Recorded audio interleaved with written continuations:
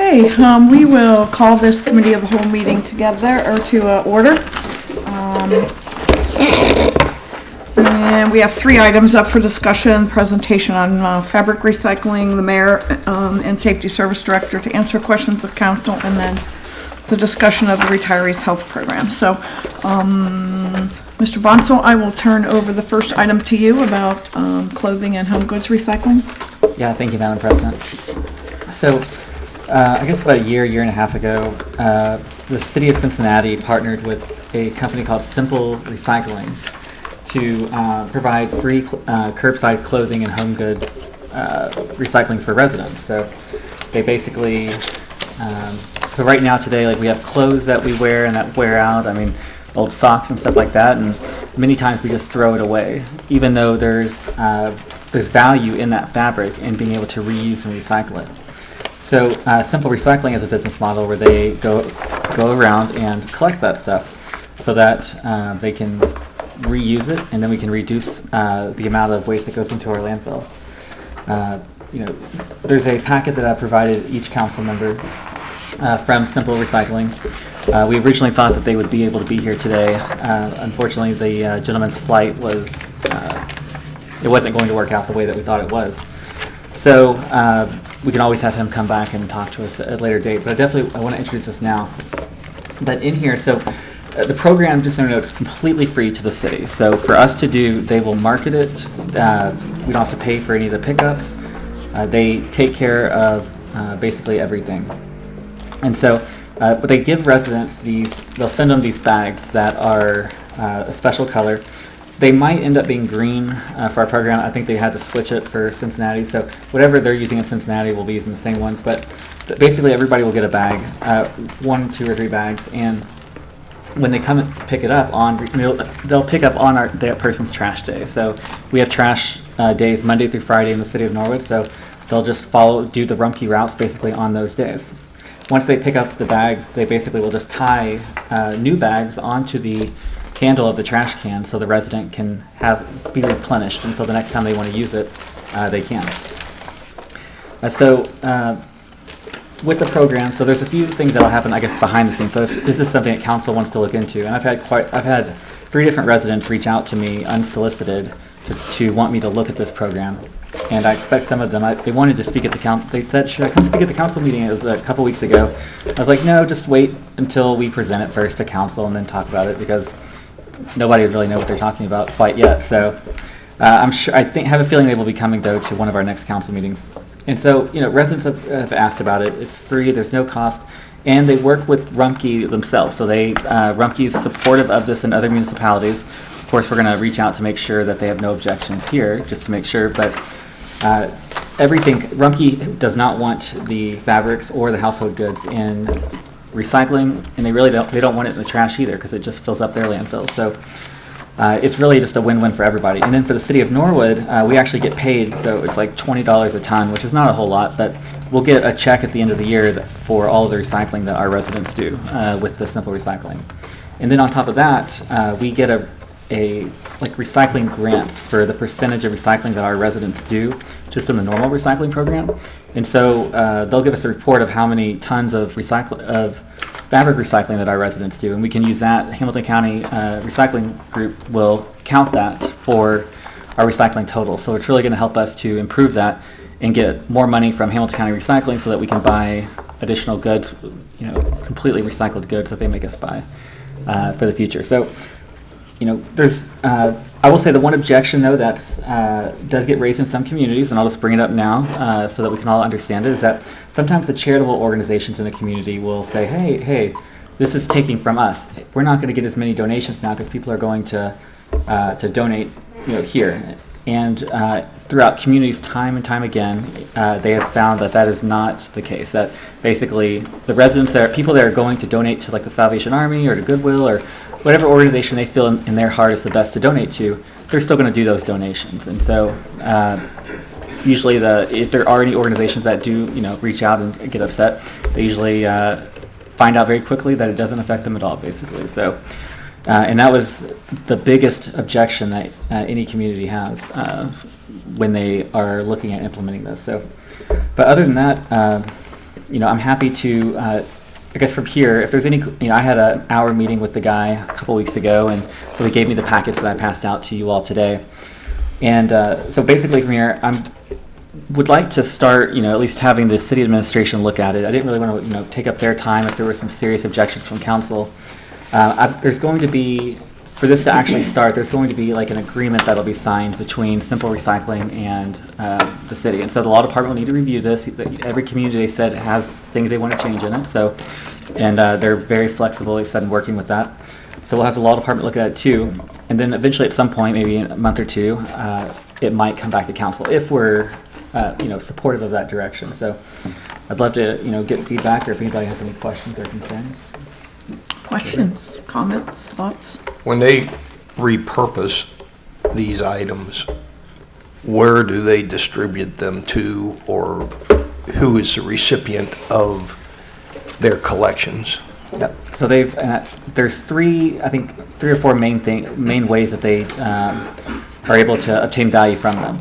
Some people actually end up donating clothes, I say donate, they'll recycle clothes that literally still have tags on them, like they're brand new, but maybe they didn't fit them or they don't wear them. I'm pretty sure I've got things in my closet that still have tags on them myself.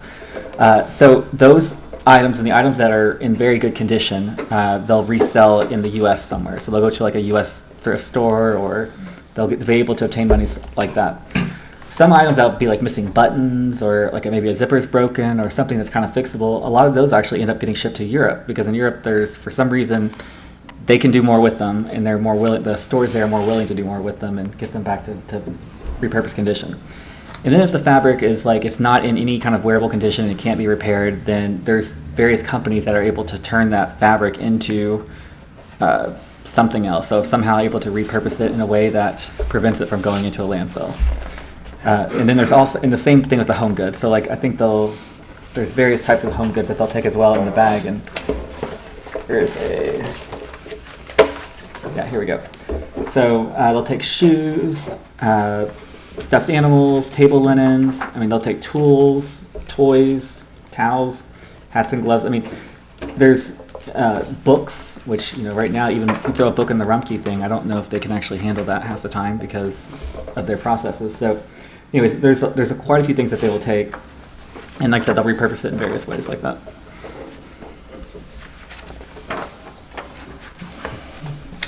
Any other thoughts? Thank you for bringing it up. I'm glad to hear that residents are bringing forth ideas of things they'd like to see. I don't find any challenges with it. I think what you've shared so far makes a lot of sense, so I look forward to seeing what the administration thinks and the law department. Excellent, yeah. So as we move forward on this process, I'll make sure just at various council meetings to keep us updated, but it's nothing, definitely we'll have the full vote of council, and I look forward to talking more about it. And if anybody has any other things they think of later, because again, we just started this, I just encourage you to reach out to me and we can, work further on it. So. Great. So Mario? That sounds good. Years ago, a lot of these places would take donated clothing, what they couldn't sell, and they would bale it up like you would paper. They would put it in bales and they would sell it. And they would sell it to stores that would recycle it in different second-hand shops throughout the South. Or then they would scrap it years ago. And as far as starting something, I remember when recycling started in Norwood, and it didn't start off that well. Everybody thought it was a conspiracy and nobody really liked it, and it finally caught on, and Donna, as former health commissioner, can tell you that over the years it increased to a great deal, and we was able to buy lawnmowers and some other things with it, and recycle benches for the park and so on and so forth. So it may start off slow, but if this catches on, the people will find it more convenient, really, if they have somewhere to take it rather than throw it out or take it to somewhere that they don't want to go. If they don't want to go to Salvation Army or Goodwill, they've got something that they can set it out right, at their door. And as we all know, convenience is now taking over. So it might start out slow, but if we look at it and take a good look at it and have the law department look at it, it's one of those things that just might take off. Okay. So we'll wait to hear back from you all. You'll look into it and discuss with the law department? Yeah, we'll get from all, I'll bring all the information yeah, to you also. yeah, we'll have to catch up on it. Yeah, So. we will do that. Yep. Joe can squeeze that in his 5 minutes spare time, so get on that, Mr. Gears, we'll look at it. Okay, thank you, Mr. Bonso. Next is the answering of questions or discussion with Mayor Williams and Safety Service Director Gears. Do you want to come up here, Joe? Sit down, so in case you have questions to answer. I was thinking about this today, and I thought it might be helpful for, especially for maybe the new folks, to hear from you all what departments you control and what departments you don't control. And things like that. Could you just do a brief overview of the departments that you oversee? Sure. You can handle that, Mr. Gears. Oh, okay. You take the first one, brother. If you pass, I'll go next. All right, well, thank you. I'll start off by saying the departments we really don't oversee are far and few between, and I would say the first one would be the health department. And any other elected department in the city, be it the law department, the auditor, city auditor, treasurer, any department like that. But when you get beyond that, every other department, be it the building department, water department, the recreation department, the public works department, the community center. We basically handle all those departments. Police and fire. Police. Police and fire. Police, yeah, how could I Big forget? ones. The police and fire department, we handle those, or we handle those also. So there's just a handful few that we don't, and those numbers in those departments are very few. What we do is when those departments do have union jobs in them, if there's job postings that need to go up, if there's a vacancy in that, what we do through my office, we post the jobs for 10 working days, and then anyone in the union can bid, put their name on the list if they want to go from one department to another department and backwards and forwards.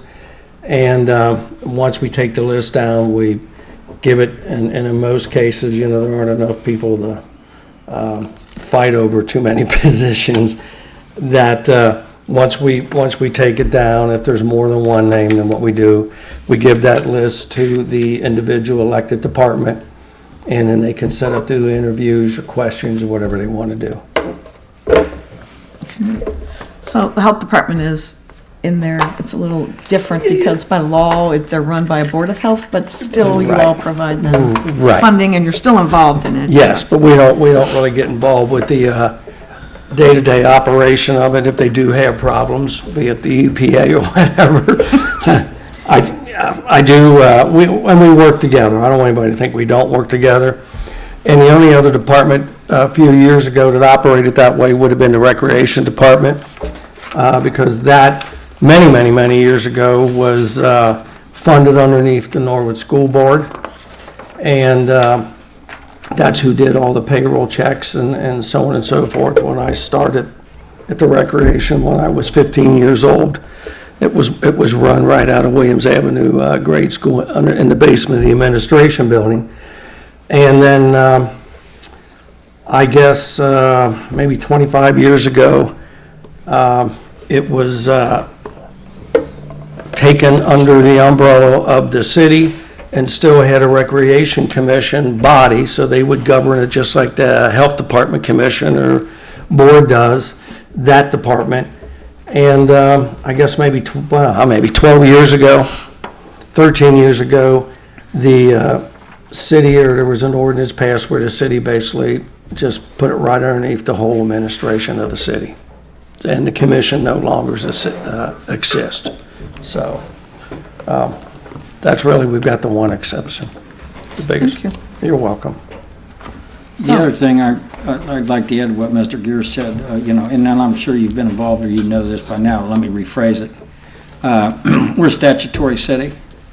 We follow state laws, and, there's statutory obligations that we must follow. For example, bargaining units comes under 4117 of the Ohio Revised Code, where we used to negotiate, when I was part of the police unit, we used to negotiate with the elected officials, and it was passed by an ordinance. And when 4117 came in 1985, that changed it all. And so life changed then drastically, and we still operate under that now. And you've heard this before, and you'll probably hear it again over your time span in council, is that negotiations, bargaining units, we go to fact finding, and the fact finder either rules for or against either party, and then it goes to arbitration. And the arbitrator rules. Once that arbitrator says that's it, we could go there and we say, we don't have any money. There's a clue, we don't have any money, which we don't. And the arbitrator could conceivably turn around and say, I don't care, get it. You lose. So a few years back, Mr. Gears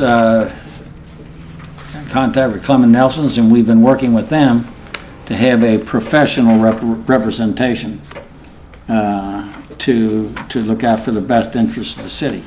And as in the past, we kept all legislative bodies since we've been here, since we've been in office, totally informed of where we are in negotiations, and leave it up and assist the legislative body to making a decision. We don't arbitrarily sign off on anything. We may come to a tentative agreement, but council has the final word to pass the legislation to enact the contract. So we have always kept the legislative body of the city informed at where we at on negotiations and let them make up the decision.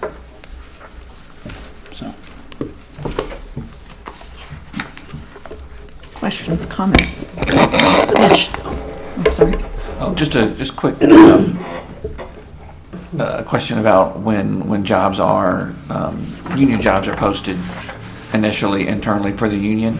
Is that just within the city, or is it for the union in the area, and anybody from anywhere can? The way the union contracts, we have 3278, which is the City Hall union, 914, which is the Public Works union, and the way it is spelled out in their contracts and the way it operates in most areas is it is open for members of that union.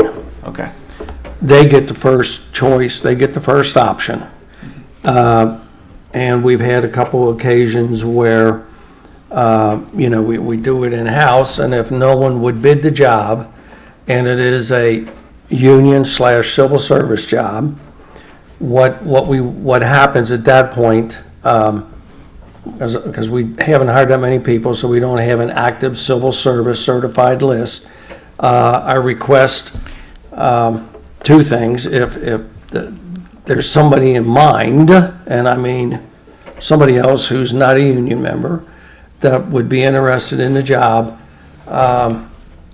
and that, like I say, wouldn't be, we don't have any control over any doings with the individual elected offices, but say, for example, it was a building department, I'll just use that. Or even we do per se with, we do it all even for the health department if it's a civil service/union job. We can do two things if there's not a certified list. And we can ask civil service to advertise it and give a civil service test. Now, that takes a while because they have to, number one, make sure they have the funding. Number two, advertise it. It's got to be posted so long. And then they give the test, and that's the first option. The second option would be we could ask for a provisional appointment. Request that through civil service, and they can either grant it or not. And if they do grant it, we could hire the person that would be qualified for that job. And with the understanding that if a civil service test is given within 6 months, they have to take the test and pass it. If there is not a test, because like I say, really, we don't have that big a turnover in City Hall. I mean, the ones that we do the most testing would be police and fire department for new hires or even promotional exams, because if one person leaves, it's in the rank and file. It's like a domino. You know, one moves here, then you got to go to the next one, to the next one, to the next one. And then and the civil service test, the certified list is good for a year. And what I can do is request a continuance for 1 additional year. But after 2 years, when it expires, it expires. You have to start over. Okay? And Are just there to- still provisions with, for instance, like with the sanitarians and the nurses who have their licensure examinations, that the civil service can use those in lieu of a civil service test That's or correct. certification? If you have certain certifications or qualifications, then they can waive the civil service test altogether. Right. And just to clarify, the upfront part was when you first open it up for the union, Right. That's not just the union here in Norwood? Yes, It is just the union? Yes. Okay. so if it's a So union, it's only open to our group of Yes. folks, and then if nobody, basically internally wants it, that's when you gotta go? right, Okay. yes, yeah, and I mean, a person from Public Works couldn't bid on a job up here because they're both ASME unions, but they're different locals, Gotcha. okay? Okay. That makes Vice sense. I was- versa. Really, the only thing, where we really, like I said, we don't have a lot of turnover. But for example, the 911 dispatchers, the full-time ones, they are union. And as you can imagine, some of them, well, they're working all 3 different shifts. And if it's and most of them have already taken the clerical exam for civil service, so they're on the list in that time frame. That's where we get most of, a lot of our people that come in that are already 3278 union members that have taken the civil service test, but they want to get off maybe the 2nd or 3rd shift of dispatching and would rather do a job in City Hall, Monday through Friday, 8 to 5. Yeah. That's how that operates. Okay. Okay? Ms. Harrigan, I'm sorry, you had your hand up. You wanted to ask something before? Yeah, I thought you did. He's answered it. Oh, okay, good. Thank you. Okay, you're Go ahead, welcome. Leslie. Ms. Stevenson? Thank you. Just a follow-up question around the civil service testing process. You talked about 2 different paths with that.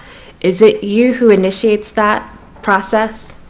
Do what now? Are you the person who initiates that process? Are you the one who's Yes. deciding? Yes.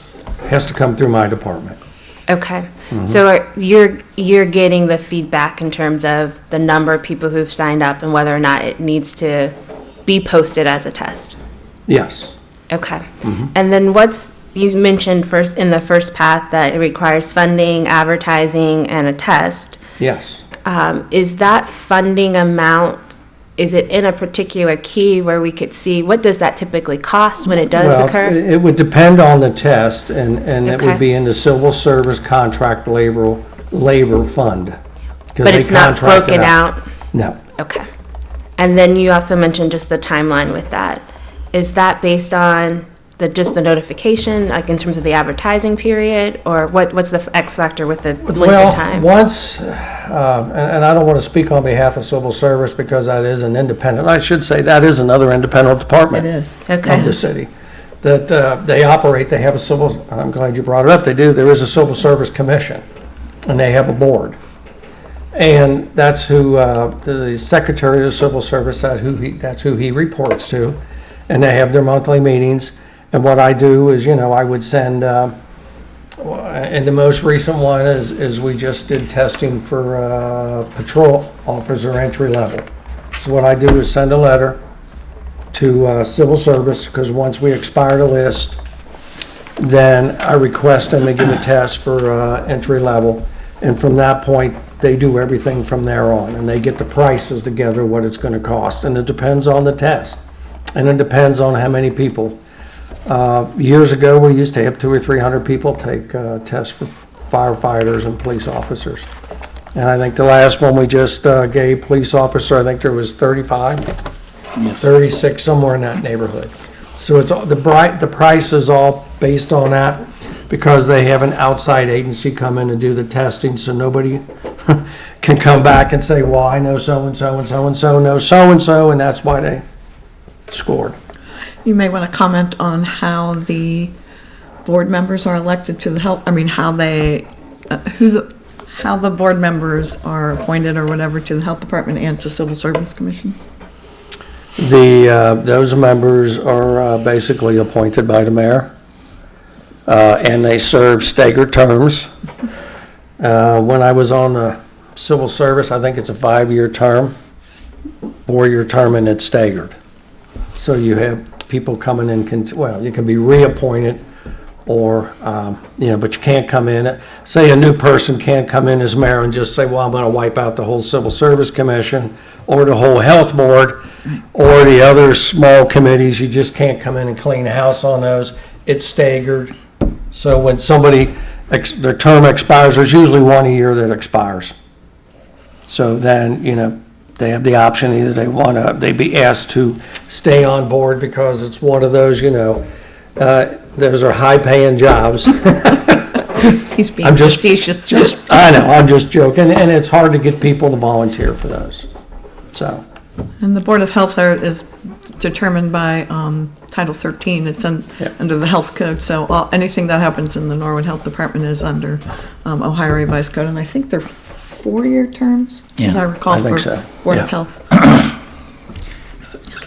So, I guess, Mr. Gears, so when you say, like, going back to how we do, what happens if no union member posts for it, if it's coming from a department like the auditor's office or the law department and nobody internally expresses interest, who determines whether there's going to be a provisional appointment or whether it's going to be posted externally? Like, who kind of sets that path? Who sets the direction? Even though it's you that, I think, that officially does it, is it you that determines who the provisional? Well, I basically get recommendations from that department. So once we don't have any other internal appointments, is there any union involvement at that point? Like, so if the union says if nobody from the union signs up, it's not their responsibility to go to you and ask you to. No. Okay.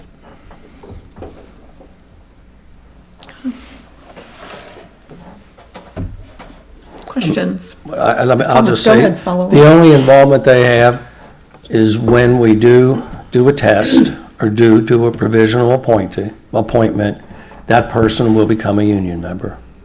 Okay. I thought that was important to add. Yeah, that's good to know. That is their main involvement, and that is their main concern. Okay. I do have one more question. Is it already online? Did I just miss, like, who's on the commission? Like, the Civil Service Commission? Is that document somewhere? Should be, Should be somewhere. yeah. I mean, I'm not trying to. I understand. Yeah. I don't think you have the website memorized. I don't know who those people are. I hear you saying they'll rotate off and just in terms of, like, directing questions. Or rotate, and stay on. rotate, Yeah, stay on. yeah, So Yeah, should I just send an email to you, Mr. Gears? sure. Okay.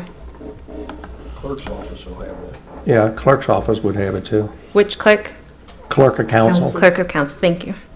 And they would have the health board commission. They have all the appointed position. And I know the Board of Health members are on the Board of Health webpage.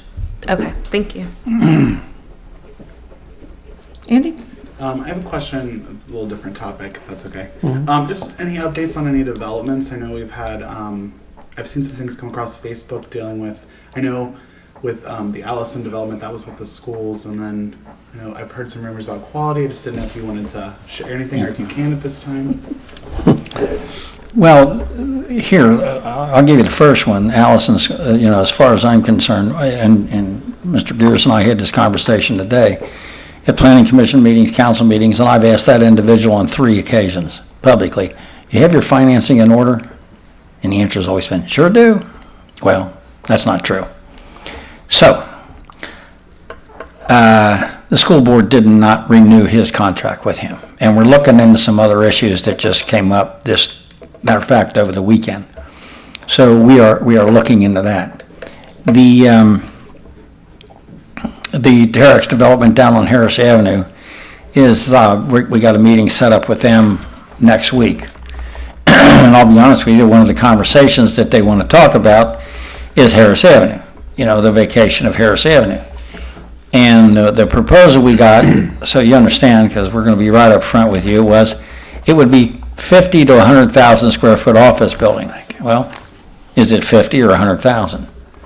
Is your payroll, are you going to have 300 people there making $2 million? Or are you going to have 10 people there making $20 million? So if they give me an estimate, well, we're only going to give you an estimate, then, and my answer to them is going to be, then I'll give you an estimate on when we'll tell you about Harris Avenue. It's not that we have a reputation of dealing up front, but we also have a reputation, pardon me, if we have not worked with you before, we don't take anything for granted. Give it to me in writing, show it to me in proof. We'll have the law department look at it, and then we'll take it. Other than that, it's not that we don't trust anybody. Our obligation is to make sure the city gets the best deal. And that's what we've done for 15 years, and that's what we'll continue to do. So we're waiting for that to get settled. And as you know, then there's the building going down at Xavier University. That will, they're starting the street opening there. We met with Paycor representatives, the new CEO and their attorney from KMK last week, and we're finalizing that, with the law department and our TIF attorneys, the bond attorneys, on getting the TIF completed. And the goal is, was to have groundbreaking in March, and trying to get attorneys together to get that TIF bond finalized will take some time. But I still expect it to be completed in the next 2 or 3 weeks. Then they'll have the groundbreaking, and then they'll start the construction. And I think that's, $50 million or something like that. Another 1,200 people. Quality. Yeah, that's, Just asked me about that today. what are they going to do, sue me? That's been done. Everybody wants us to do something with quality. I want to do something with quality. True, it's not doing it. No, I better not say that. It's better than what it was. Prostitutes are never good for business. So they keep coming up, we're going to do this, we're going to do that. Nothing. And we don't have anything legally that we can do to them. It's not sitting there vacant, so we can't give them a vacant building license. So they always keep saying they're going to do it, and it's coming, and it's going to happen, but it never does. And Joe and I have had this conversation, and I'll be right up front with you. I don't know who loaned them the money. I don't know. I'm hoping one of these days that lender will come back and say, see, because they paid, I think, almost $3.5 million for that. That's a lot. That's more money than a lot of people would have paid. And I'm hoping one of these days, that debt holder will come back and say, nah, we're going to take it. Because so far, nothing. They've done, building departments wrote them up. They've done the repairs and the maintenance on the outside that they're supposed to. Joe cut off their water. So, because they owed back taxes and they owed us water bills and it was leaking. So he cut off their water, which was right on time. So that's where it stands. I'm not happy with it, but I'm not happy with a lot of things. But legally, you kind of got to watch what you do. Thank you, Sarah. Thank you, Mr. Mayor. Why is it not considered a vacant building? Is there anything going on in there? Well, no, it's not. They own it and they're trying to get it developed. If they were just sitting there and they weren't trying to market it, they weren't trying to sell it or anything else, then that's what covers it. If the vacant building license. Now we've tried the same thing. We've had discussions about the same thing about the playing card company. Now, They are trying, it is being marketed, not very strong, but they are being marketed, so, and we wrote them up, building departments wrote them up on many, many different things, roofs, broken windows, you name it, they've wrote them up. And every time they've written them up, they've made the repairs. That's such a beautiful building, and the guy that owns it told me one time, he said, "You can't legislate me out of business." And I said, "Well, all you can do is test us. I mean, we're gonna watch what you do, and we're gonna fight you if you try to tear down that building." And so that's where that stands. I keep talking to developers, and they're trying to put somebody together, some people together for a joint operation to purchase the property. $5 million is what the asking price is for that. So they're trying to put some people together to do it a mixed use. And so all we have to do is wait for that. I mean, we feel like we was trying to dating service, trying to get two people to get together and go out on a date. We can't even get them to kiss, let alone, we just can't get them to move on it. So it's always in our thoughts. It's just. Let alone what? It's always in our thoughts, but it's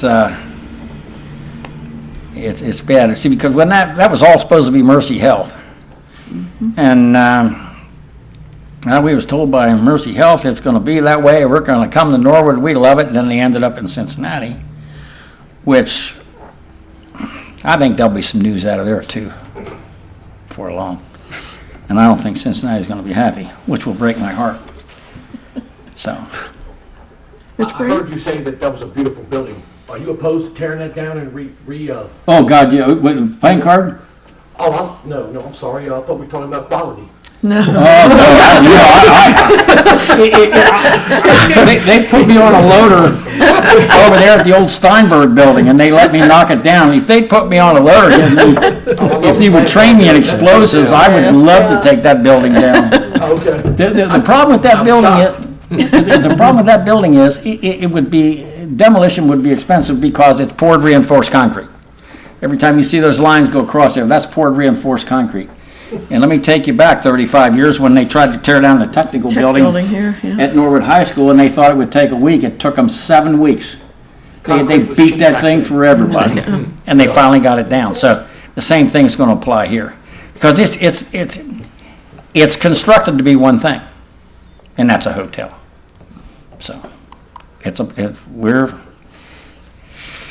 all I think about. Get a hold of it and maybe tear it down and partner with Frisch's and put that strip right on the front, parking lot in the back. See that? Yeah. Give me about 250,000 square feet of office building and a multi-story garage and a mixed center. That's what it needs. And it sits right in the middle of our city, and it drives me nuts to look at it. But I agree with you with playing cards. Beautiful building. yes, it is. Ms. Stevenson? Thank you. Mayor Williams, I appreciate these updates. Earlier today, I was talking with Jerry Stoker just about development updates. And so one of the reasons I think we structured this committee of the whole meeting, and particularly we're asking your presence, is to better understand how we have opportunity to get updates from the administration. And so I asked Jerry and want to ask you, what are your thoughts? You started the year saying, let's have these meetings where we can ask questions. Are you wanting to, on a routine basis, come give development updates? Is that something you just want to see coordinated? I personally, chairing the Economic Development Community Engagement Committee, want to be resourced with information. If we can talk about it, that's the problem. If we can talk about it, what do you mean? Sometimes, here, I'll give you an example. We have one large business, and we passed legislation, and because Joe and I was in negotiation with them, we passed negotiation to change some plots under a phantom name. And everybody knew it was a phantom name because the developer did not want it out. I understand. So on some occasions, they'll tell us, and we tell them now, we're big boys, we've been around a long time, don't treat me like a kid, because that's what you'll get is not a good reaction. because we know not to say anything. And it's been our past that some politicians like to stand up in front of that camera and make all kinds of announcements. We don't make announcements. The developers make announcements. Now, if whatever we can inform you with, we'll inform you. All you have to do is ask, and if it's under negotiations, and I'll be honest with you and I'll tell you. So my experience today was Jerry prefers, if I'm going to ask him to give me an update, that I run it through your office. Is that your preference too? You know what? That's another subject that came up. Mean old Tom didn't want to cut off communication between the legislative body and department heads. And let me get into that. Let me tell you why. Because some department heads were telling me that they were getting bugged. And then other departments tell people, well, the mayor won't let me talk to you, so I can't talk to you. If you want to talk to department heads, talk to them.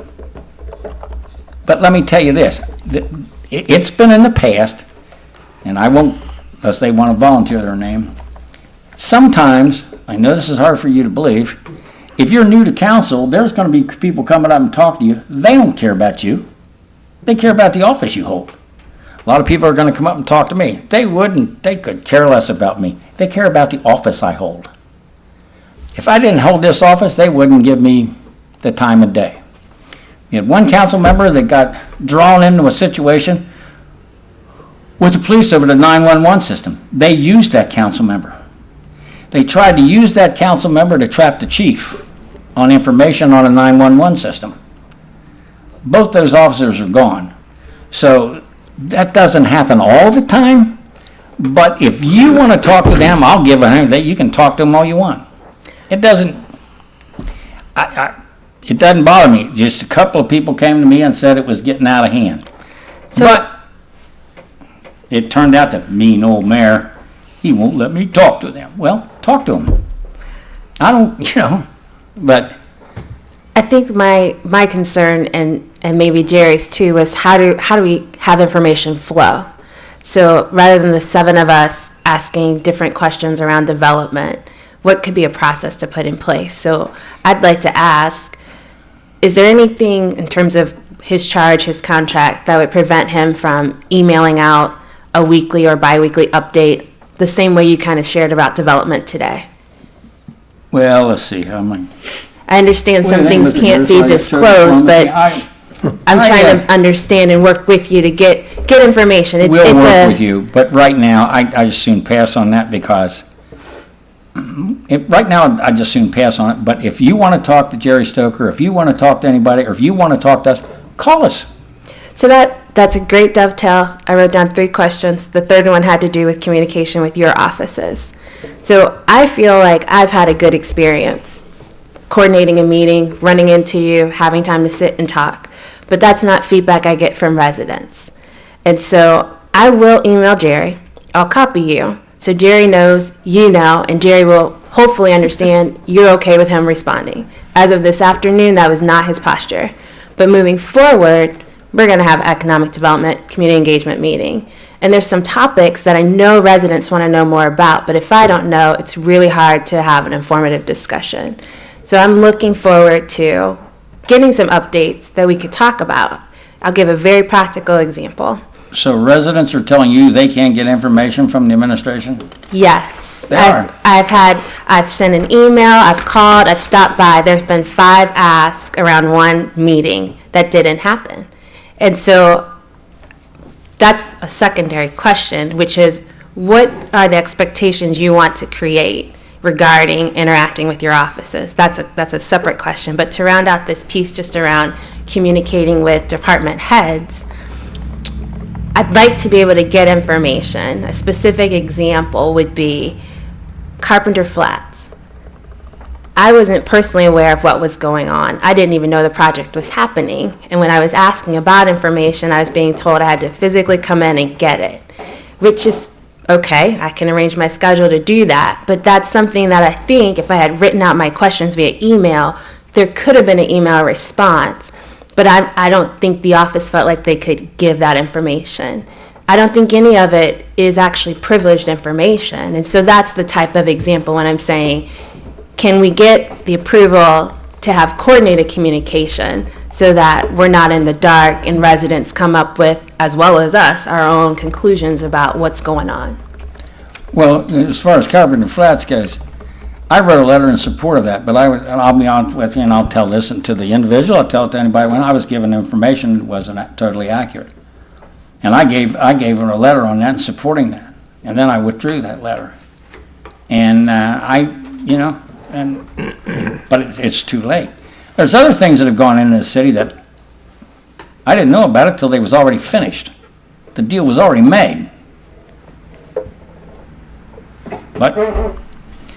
And I was given one opinion it couldn't go in, I was given another opinion that it could go in, and I wasn't happy with it. And I'm still not. So, anything that you want to go to the building department, you want to go to this, anybody you want to go to, you go to them. I mean, I thought that, some people were, some council members had just, really didn't care about everybody coming to them. But if you want to go to them, you feel free to go to them. We got nothing to hide. We have nothing to hide. Department heads, If I could add, basically to ask questions or gather information.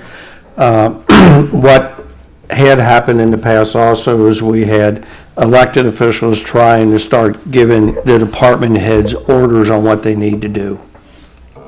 That's where the memo originally started.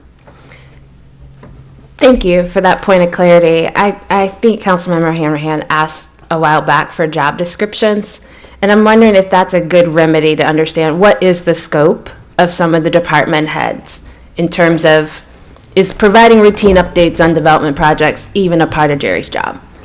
I don't know what he's charged with, so I can understand how that could go awry. The job descriptions that we work under are the job descriptions that been put together by civil service. So civil service has them all on record? Yes. Okay. not the building commissioner, I don't think, but.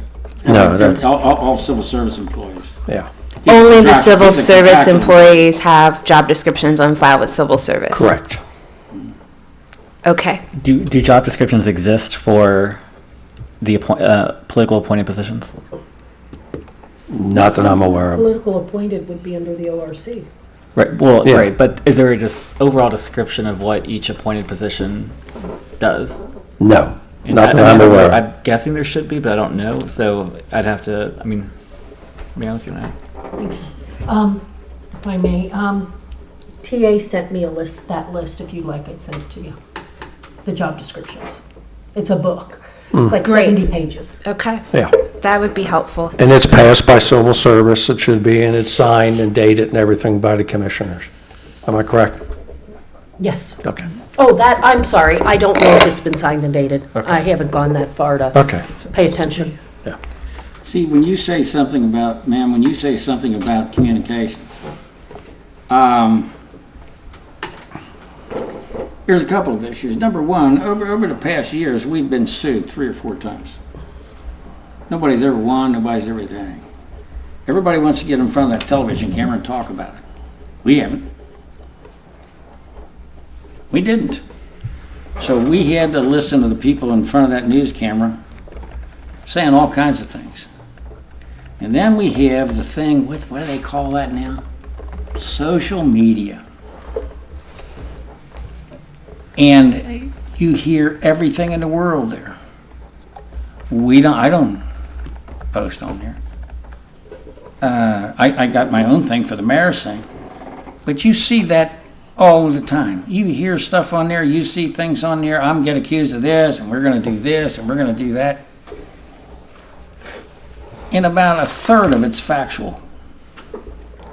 And so if you want to talk to department heads and you want to get involved in it, that's fine with me. Because maybe it'll clear some issues up. Or come and see me, or call us, or ask Joe. We're available. You know, somebody asked me why I didn't go to council. Well, I went to council for years and do an administrative report, and I got done with it, and I could have said, I'd bring it in. 50,000 jobs are coming in, and you know the reaction I got? That was it. Any questions? No.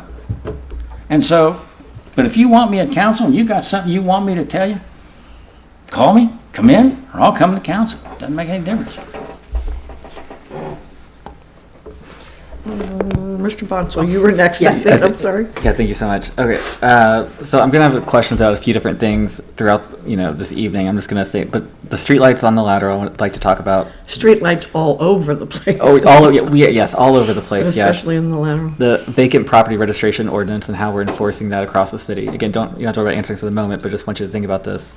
I'd like to follow up at some point tonight with Leslie's question about expectations that we're creating regarding communication with residents. I think there can't be a ton of surprise that Leslie's heard from residents that they didn't, they emailed once or twice and didn't get an email response, so they didn't get a phone call back. Part of it's that you all are just two people. Plus Brenda, but it's you have a ton of responsibility under your belt. But I'd at least like to understand more about what we can do to help you all be able to answer the questions, because as a council member, I don't have the answers to a lot of the questions that you all do. And the last thing is, at some point tonight I'd like to talk about is the Quality Inn and just more actions that maybe council can take to assist you all or assist the city in having more leverage over the developer, especially since it's been 3-4 years now, however many years. So anyways, we'll just talk about the street lights if you have a second. On the lateral especially, but then what are we doing to ensure that streetlights that are burnt out throughout the city that are getting reported to Duke and getting fixed? What I've done, two things. I just got a price today with the lateral streetlights, and I just opened the estimate up today. And we're looking at going two different ways, or get prices two different ways. The first one was to replace the existing lights that are on the lateral, just the fixtures, with LED fixtures, which in the long term will save money. And so I got the price back today, and like I say, I have no problem sharing it. I didn't bring it tonight because I still got to make a phone call. I requested the second option I requested was repairing the poles that get knocked down and the sodium ballast lights that get burnt out, and any kind of wiring that needs to be done. So I got the first price just today on replacing just the LED fixtures, just the heads, with no replacing of any poles or no replacing of wiring, just interchanging the old ones out with the new ones, and that price was $71,000. So after I got that price, I thought, well, now I've got to step back, and it's on my plan to call the gentleman who's been out here at night to count the ones that are out and see when I'm going to get the cost for just replacing the lights that are burnt out and the poles that have been knocked down. And along with that, I guess about 3 years ago, we were able to get some extra poles, light poles that were taken off the Ronald Reagan Highway when they upgraded some of the lighting fixtures up there by Blue Rock Road. And so we do have those in storage down Public Works. We've got about 7 or 8 of them, along with the arms and along with the light fixtures. Now, if they're interchangeable, they're more willing to work, and that would save us the cost of about $2,500 to replace each pole and the base that breaks off when cars hit them. So as soon as I get the replacement cost, I will let you know. And then again, I get the calls or concerns about the guardrail that's hit and the guardrail that's knocked down. We just replaced the one over here off the Wesley Avenue Bridge, where a lady came up the entrance ramp exiting, going the wrong way, and for whatever reason tried to commit suicide, drove through the guardrail and tried to drive through the fence and end up on the railroad tracks. No insurance, no anything. So we just got that fixed. That was $3,800. So We had somebody knock over the guardrails down by Sanker Boulevard and Section. That's $3,500 to replace that. We've got the other radius piece of guardrail right at the bend, right across from the gas station at Wesley and Norwood Avenue. So I mean, it's I just wish we had a lot of money. It would be a lot more enjoyable. You could get this stuff done, but what we're doing is we're jockeying money around. Last year, well, for those who weren't on council, we started the 9-hole baseball season, Waterworks Park. I think we had 30 lights burning on all 3 baseball fields down there. And it was going to be $35,000 to replace the lights, and thankfully we lucked out. We had somebody donate that money. So, I say, and again, I know it sounds like a broken record, but if we had just some money, we could get some of the stuff done. So, that's where we're at with the lateral. So I'm still working on that, and once I get the other costs, but then the decision's going to be made. How we're going to do it and how we're going to get it done, but I want to get the cost on that. The Duke lights are the burnout.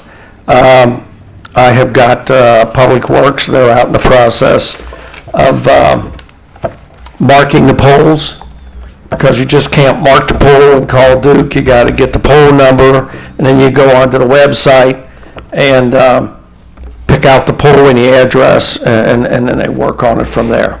That's how that process is. So how often are they going, or so when did they start going out, and how often do you anticipate them to? Well, when we call somebody in at night, I mean, don't get me wrong, we're paying them overtime. Sure, yeah.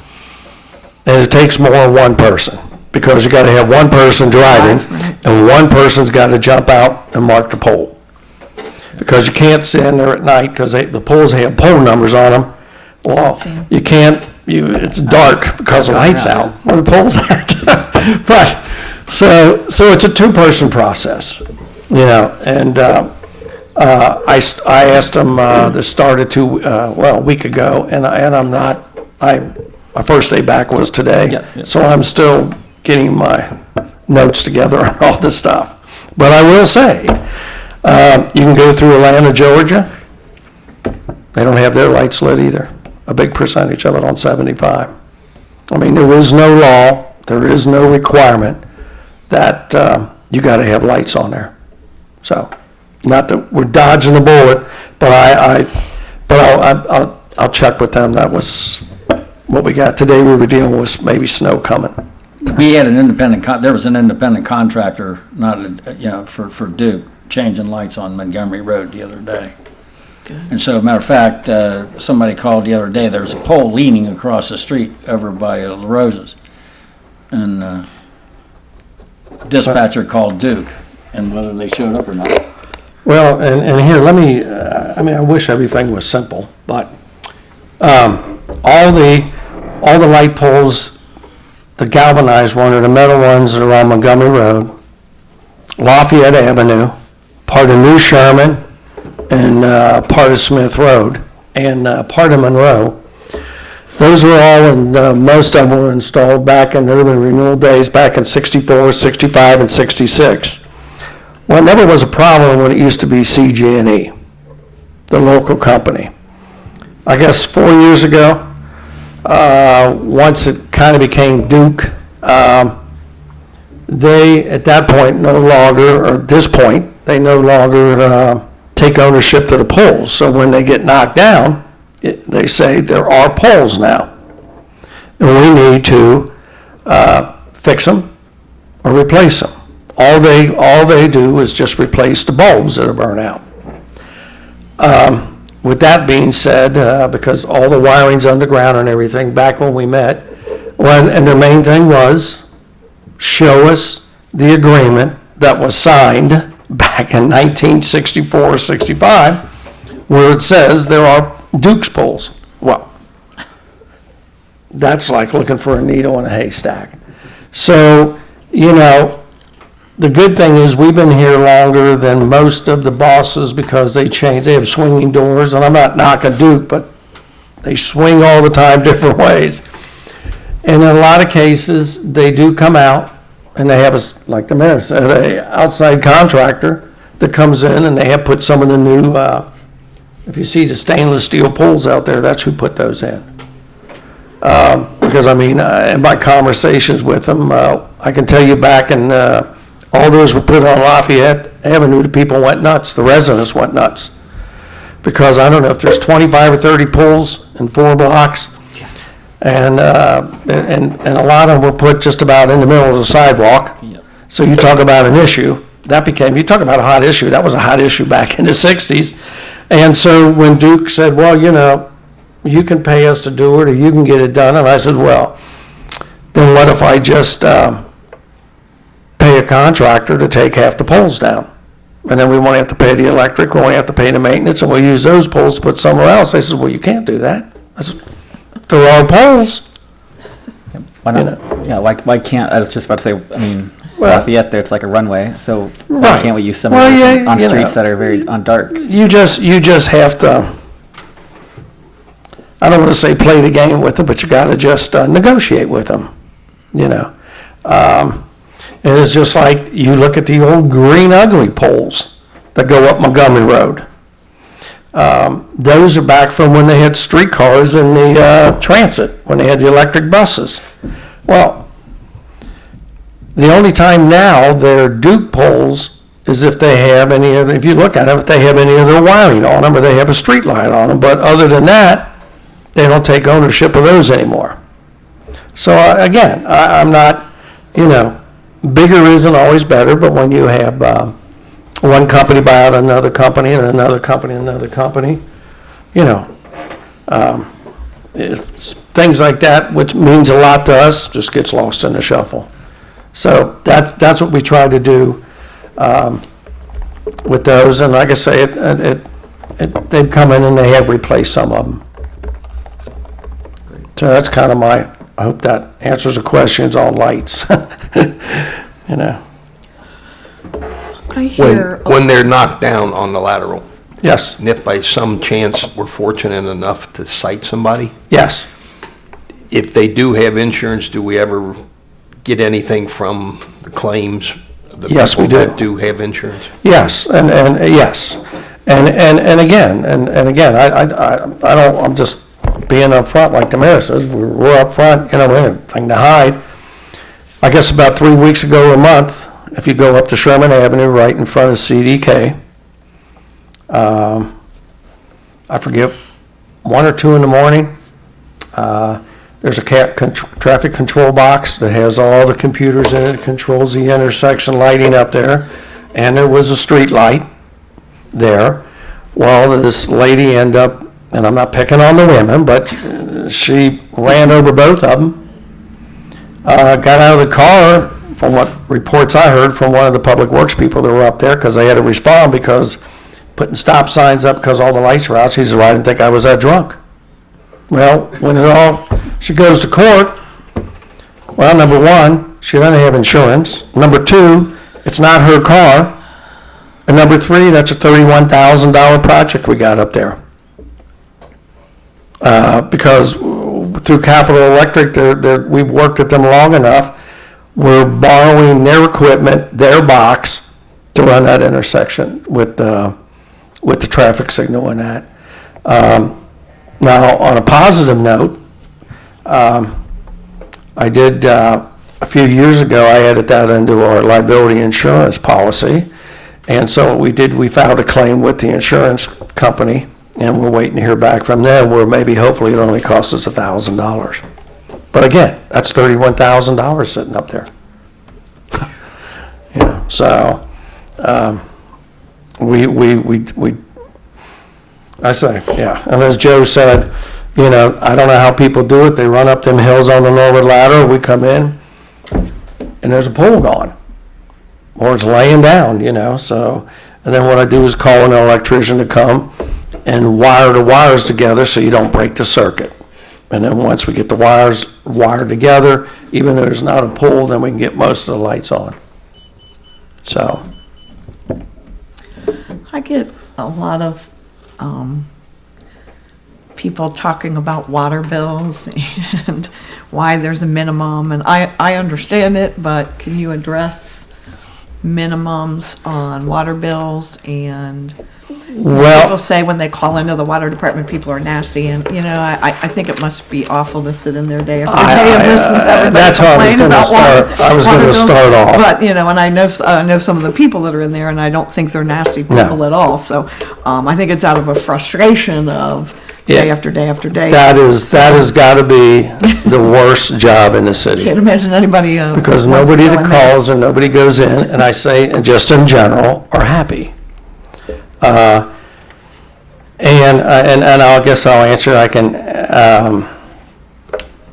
answer why there's a minimum water bill. Let me start with that, and I've still got my letter coming to council, because we are paying more for Cincinnati water now, so we'll have to raise ours just to keep up with that. But your water bill you pay for, the minimum, and I say, and most people say, well, my water bill, well, it's water, it's the MSD, and it's the garbage. The water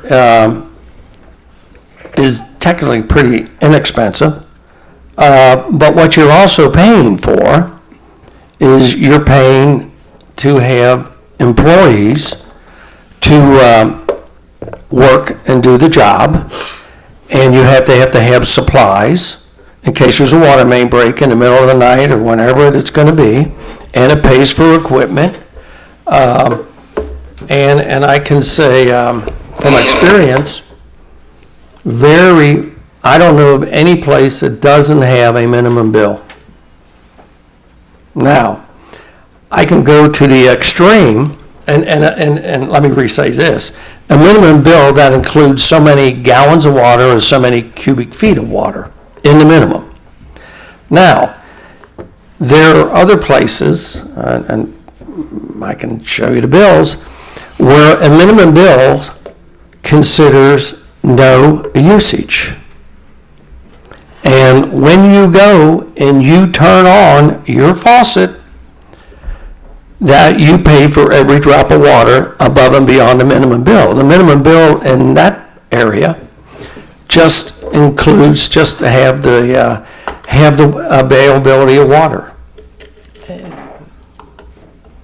So you're saying the minimum in some of those communities are for the things like employees, for supplies, Yes. for those kinds of things, but Yes. then you add on top the actual cost of water. Right. Yes.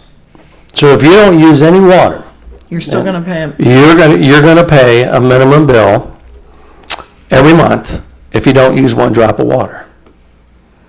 And when you go and you turn on the water, if you're staying somewhere, you pay a surge charge for every gallon of water you use. So there is no 4,000 cubic feet or 4,000 gallons included in it. And our minimum is still 10?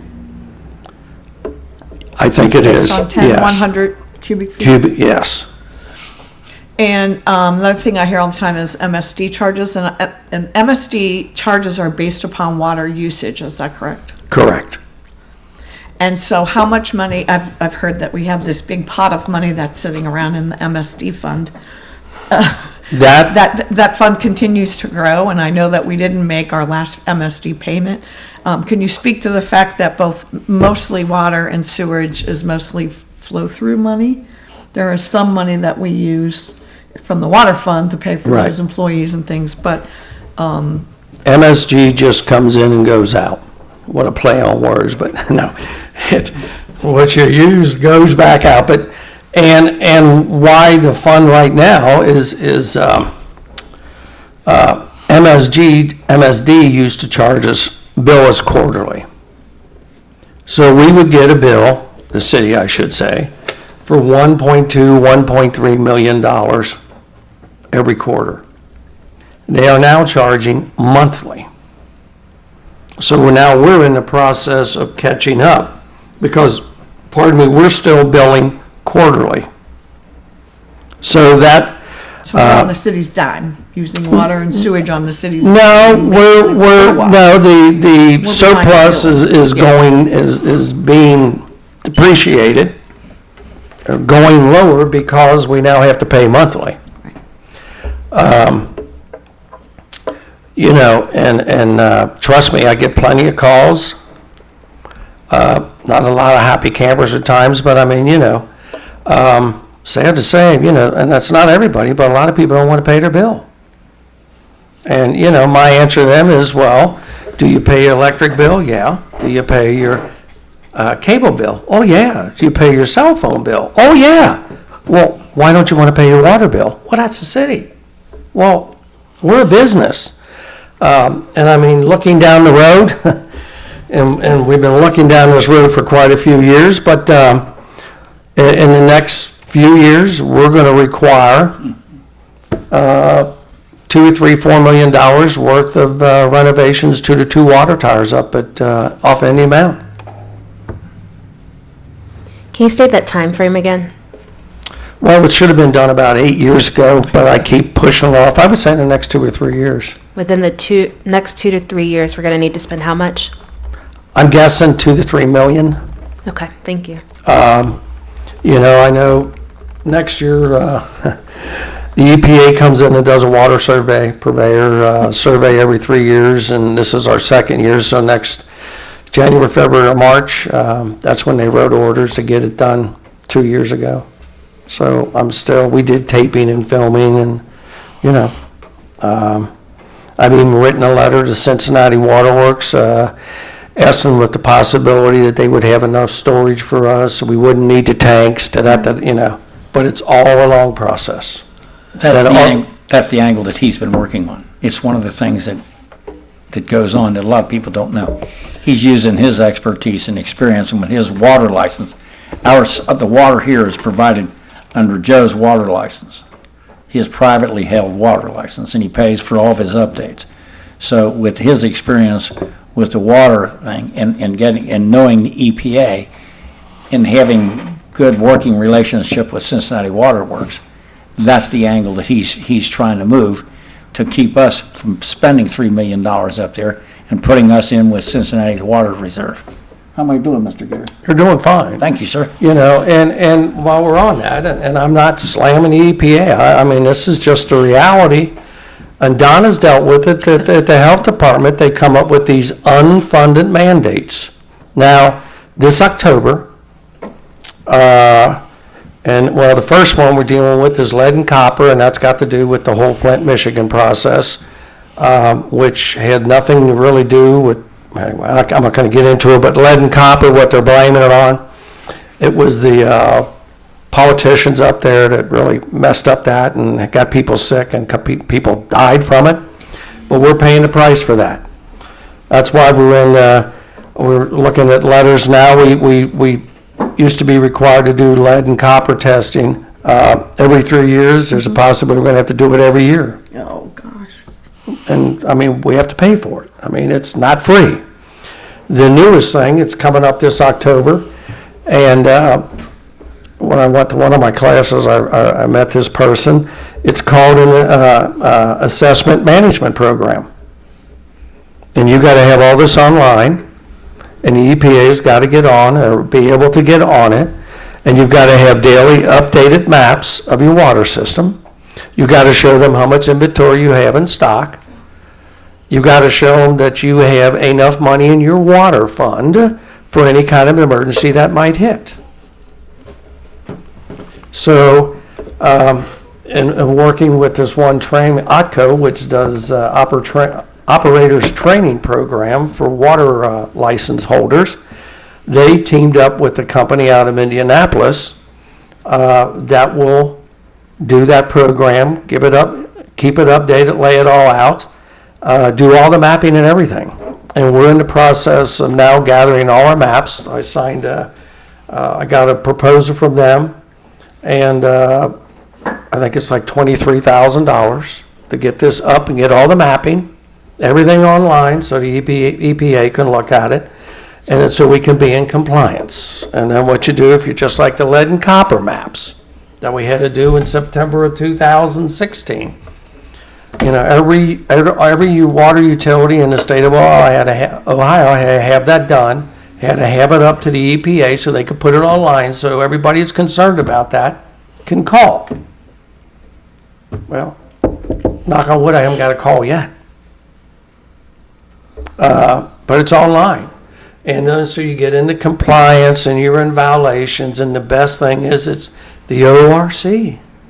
The Ohio Revised Code is making us do it. It's the state making us do it. So again, and I know I'm going off the other end, but those are just things when people, when you asked about minimum water bills, somehow we got to pay for all that.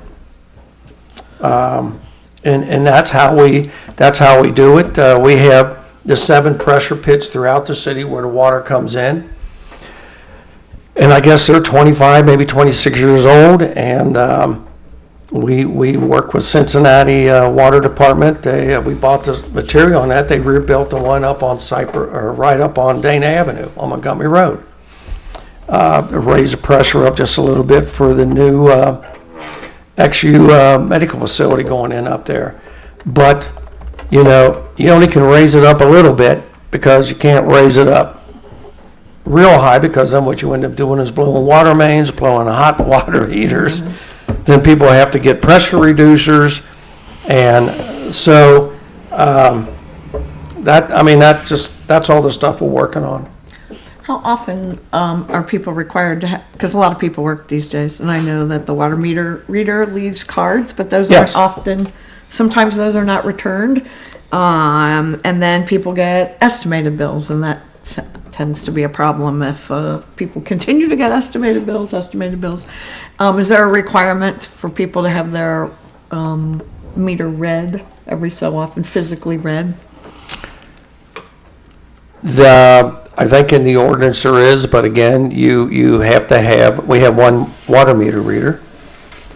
And, the city's broken down into thirds. So every month he reads a third. That's why the bills are done quarterly.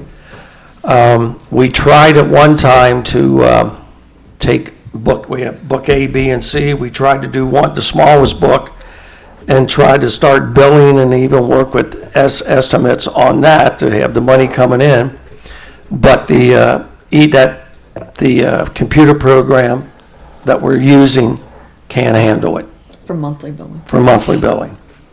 But to answer your questions, when you see on your bill, and I get that call, one person hadn't, a council member talked to her, emailed that person, hadn't had a reading in 5 years. Right.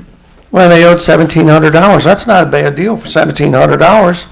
Though for not having your 4-family apartment read for 5 years.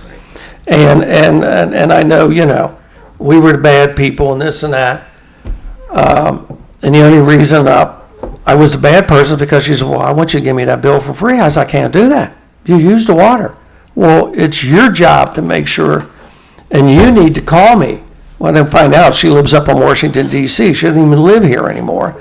But you need to make an appointment. You need to go out and read the meter. Ma'am, it says estimate on your bill because you'll see an E, an A, or a C. The C's for call in because you have the option to call in. You can even go online now and put your meter reading in. Or, you can send a call in or blue card in. So you've got 3 or 4 options. Yeah. Yes. Oh. With that, I have had a couple of people comment on the online the bill pay online, and we don't take checks. Is there a reason we don't take checks? I'm not. We take credit cards? Online? I don't know because I'm not in. I don't want to say I'm not in the money branch of the city. All right, so and I'm not dodging the bullet, but I don't. That's fine. Yeah, I don't know. I don't know the answer to that. I mean, I fax my checks in. Works every time. Doesn't? I pay it online, but I don't know. I set that up a while ago, so Yeah. I don't know how I did it. I don't know if it was on a debit card or if it was just a checking account. I don't know. Okay. Yeah, but Yeah. it's a good question because many online services or some of them, like utility service, I forgot exactly where, but like they'll require you to use a check, like e-check, or you have to pay extra because usually it costs the organization more to run credit cards than it does to And run it does, e-checks. and we So- pay a monthly fee now, Yes, James. you do. Yeah, so I would be, yeah, I think It it's a costs us good $5,000-$6,000 maybe a month that we're paying, but we're getting the money in easier and quicker, but we don't have a way of tacking that back on to the customers. Because if you do it to everyone, then you're penalizing the people that send in the check. So would that be Mr. Maloney I talked to? I Or would who think, takes yeah. care, is that who it Yeah, is? Okay, yeah. thank you. Sorry to spend so much time on water, but it's just No, been recently that people I'm have been hoping I'm not complaining. boring you, as you know. No, And I it's know, all good information. I wrote a letter to finance about a backhoe and a water truck, because that comes out of Fund 50. The backhoe we are now using then was purchased back in 2002. So that's still that backhoe, and the original backhoe that replaced that one is like, I want to say a 1980 model, and finally it just fell apart. So we always had a backup backhoe. We don't have one now, and when this one we have now is broken down 2 or 3 times this past year, I've been fortunate enough to have a company bring a backhoe out to us for free, construction company, and then even take our backhoe up to Moraine to get it fixed. So we didn't have to pay to have it flatbed trailered up there. And the water truck it's not the pickup truck they use, but it would be the utility truck they use. I want to say that's like a 1993 or 94 model. So none of it's new, but that's my sales pitch. What I would like to do, I mean, it's just like we could get, automated meter reading. Right. Yeah, that would do. Now, I've been in the business a long time, and every day it changes. It used to be just you go through and you could put it in, and you could drive by and just get them. Well, that works out great for the newer communities, because most of their water meters are out in the front yard or side yard. All ours are in the basements, or majority of them. And they got a price, the mayor, how many years ago was that? Oh, I was You were health here. commissioner because it Yeah. was our $1.5 contract water million. Yeah, purveyor. it was over $1 million. Yeah. That $1.5 was back in million. the Yeah. 90s or Yeah. 2000. And it would be outdated in 3 years. Yeah. I mean, they've got the newest ones are running now through radio control. The people can go online. I mean, if we have a bottomless pit, you can go online and you can see how many gallons per day or how many you're using right away. That's the newest thing they've got out there right now. And even the computer programs that operate those, if you're using a large amount, the computers will call or notify the resident that you've got a high usage, you better look into it. Now, again, how nice. But it's very expensive. Or how long would it be before somebody calls us up and says, you're spying on me? I mean, Yeah, so we're always looking at different things. Yes, sorry. Go ahead, this is committee of the whole, no big deal. I'm just assuming Go ahead, yeah. the mayor a question. I have a question. It's for you, Mr. Gears, but the mayor did answer this on your behalf earlier, so maybe he does have the answer. The mayor said that you hold a private license that supplies our city with water. Correct. Can you talk a little bit about, is that traditional for the role that you're in? That what is the requirement cost of the that? Ohio EPA. Can I speak to that- that? I will if- be happy to speak to this. Well, I just No. want to be clear. My question is it typical for a person rather than the entity to hold the license? That is And- required by the required. EPA. Okay, that's No, I'm great. not trying to be And then- nasty. We don't have a For your choice. job, though, for the safety, is it typical of the safety service director of the city to have that Let license? me- No. Is that- Let me clarify my own question. Okay. That's important. Okay. Okay. I'd like to know, is it typical for a person versus an entity to hold a license? And is it specific to your position is part of that question? And then I'd also just be curious, like, what's the cost for that? Well, I don't know where to Let start. me give on you that. history. Go ahead. Let me give you history. Then I can fill in. That'd be fine. Let me give you history here. talk about EPA regulations. When I was at the health department, the EPA came down and said, you now have to have a water purveyor. There has to be person, if you run your own water system, there has to be, if you sell water, you have to have a person on site who is certified as through the state of Ohio as a water purveyor. Traditionally, those people are public works people or people who work on the system, because they have to know how to, if you have a water main break and you're going to repair it, if you have a break in the system, there's a potential for introduction of organisms and germs, and so you can make people sick. If you don't have certain amounts of pressure in your water, it can go back into people's homes and make people sick. We scrambled. We tried for 2 or 3 years to get people down at Public Works certified. They had the hands-on experience. They couldn't pass the test. There's two different parts to it. So there's a written test. There's a lot of math involved, and they just would freeze up, and it was just foreign to them. So we had to contract. We actually contracted with somebody as a water purveyor so that we could sell water and run our own water system. And so until we got somebody certified at Public Works. And then I think that person decided that they didn't want to renew. Right. And so we were stuck again. And thankfully, Mr. Gears had done that job in a previous job, and he now holds that license, and I'll just shut up, because we were in a world of hurt. We were in a real world of hurt. Yeah, when I, going back, it's required by the EPA, if you sell water, you have to have basically somebody who is responsible for it, and who's You signed the reports already. yeah, and who's going to bite the bullet if something goes bad. Back in 85, when I was down Public Works, 84, I was superintendent or Public Works director. I had a distribution license for water, and we were fine then. And then I left, went to another municipality, and they produced water. Well, if you produce water, and it goes on how much you produce and how many gallons, there's a distribution license, which what we are. But where I went, we, I don't want to say manufacture water, but we manufactured water. And so they have a class 1, class 2, class 3. And you have to have so many years' experience. And you have to, as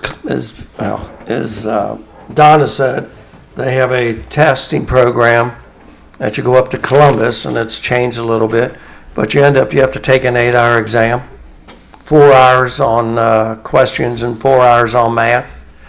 And when you take that test, and I mean, odds are you might not use much of it, but you got to have every step to these questions, and some of the math questions are about 6, 7, 8 inches long. You have to have every step in that. So it's Rigorous. It's rigorous, and I know it doesn't get any easier anymore. So when I did come back in 2004, as Donna said, one of the gentlemen of Public Works, he didn't like the responsibility.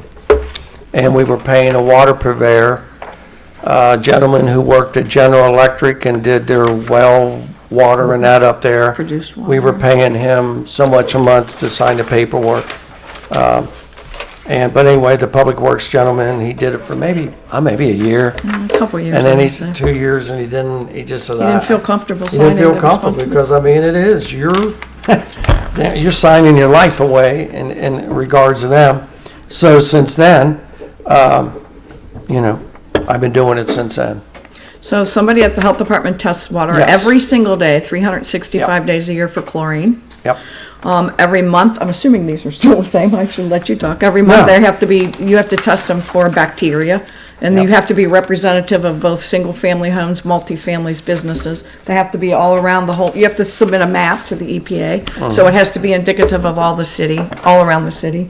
Yeah. And then you have to do VOC testing, Yep. THMMSs, all your organic all substances. organics and all that's volatiles, volatile organic compounds, all that stuff has to be done. Every 3 years, you have to do lead and copper. Every year, there's a requirement. Every single person who gets water, who pays a water bill, gets a water report that must be mailed to them. That's a requirement Yes. of the EPA. And that water Consumer purveyor. confidence report. Yes, correct. That's what it's called. That's right. And the water purveyor is responsible for signing off on all of those things. Thank you, that's super helpful. And that is housed in the health department. You don't hear about it, and that's a good thing. Yeah. Because when you hear about it, if there's a problem and not a there good is a thing. break, Yeah. sometimes you have to issue, it's called a boil alert, because there may be organisms in the water, so you have to tell people to boil their water.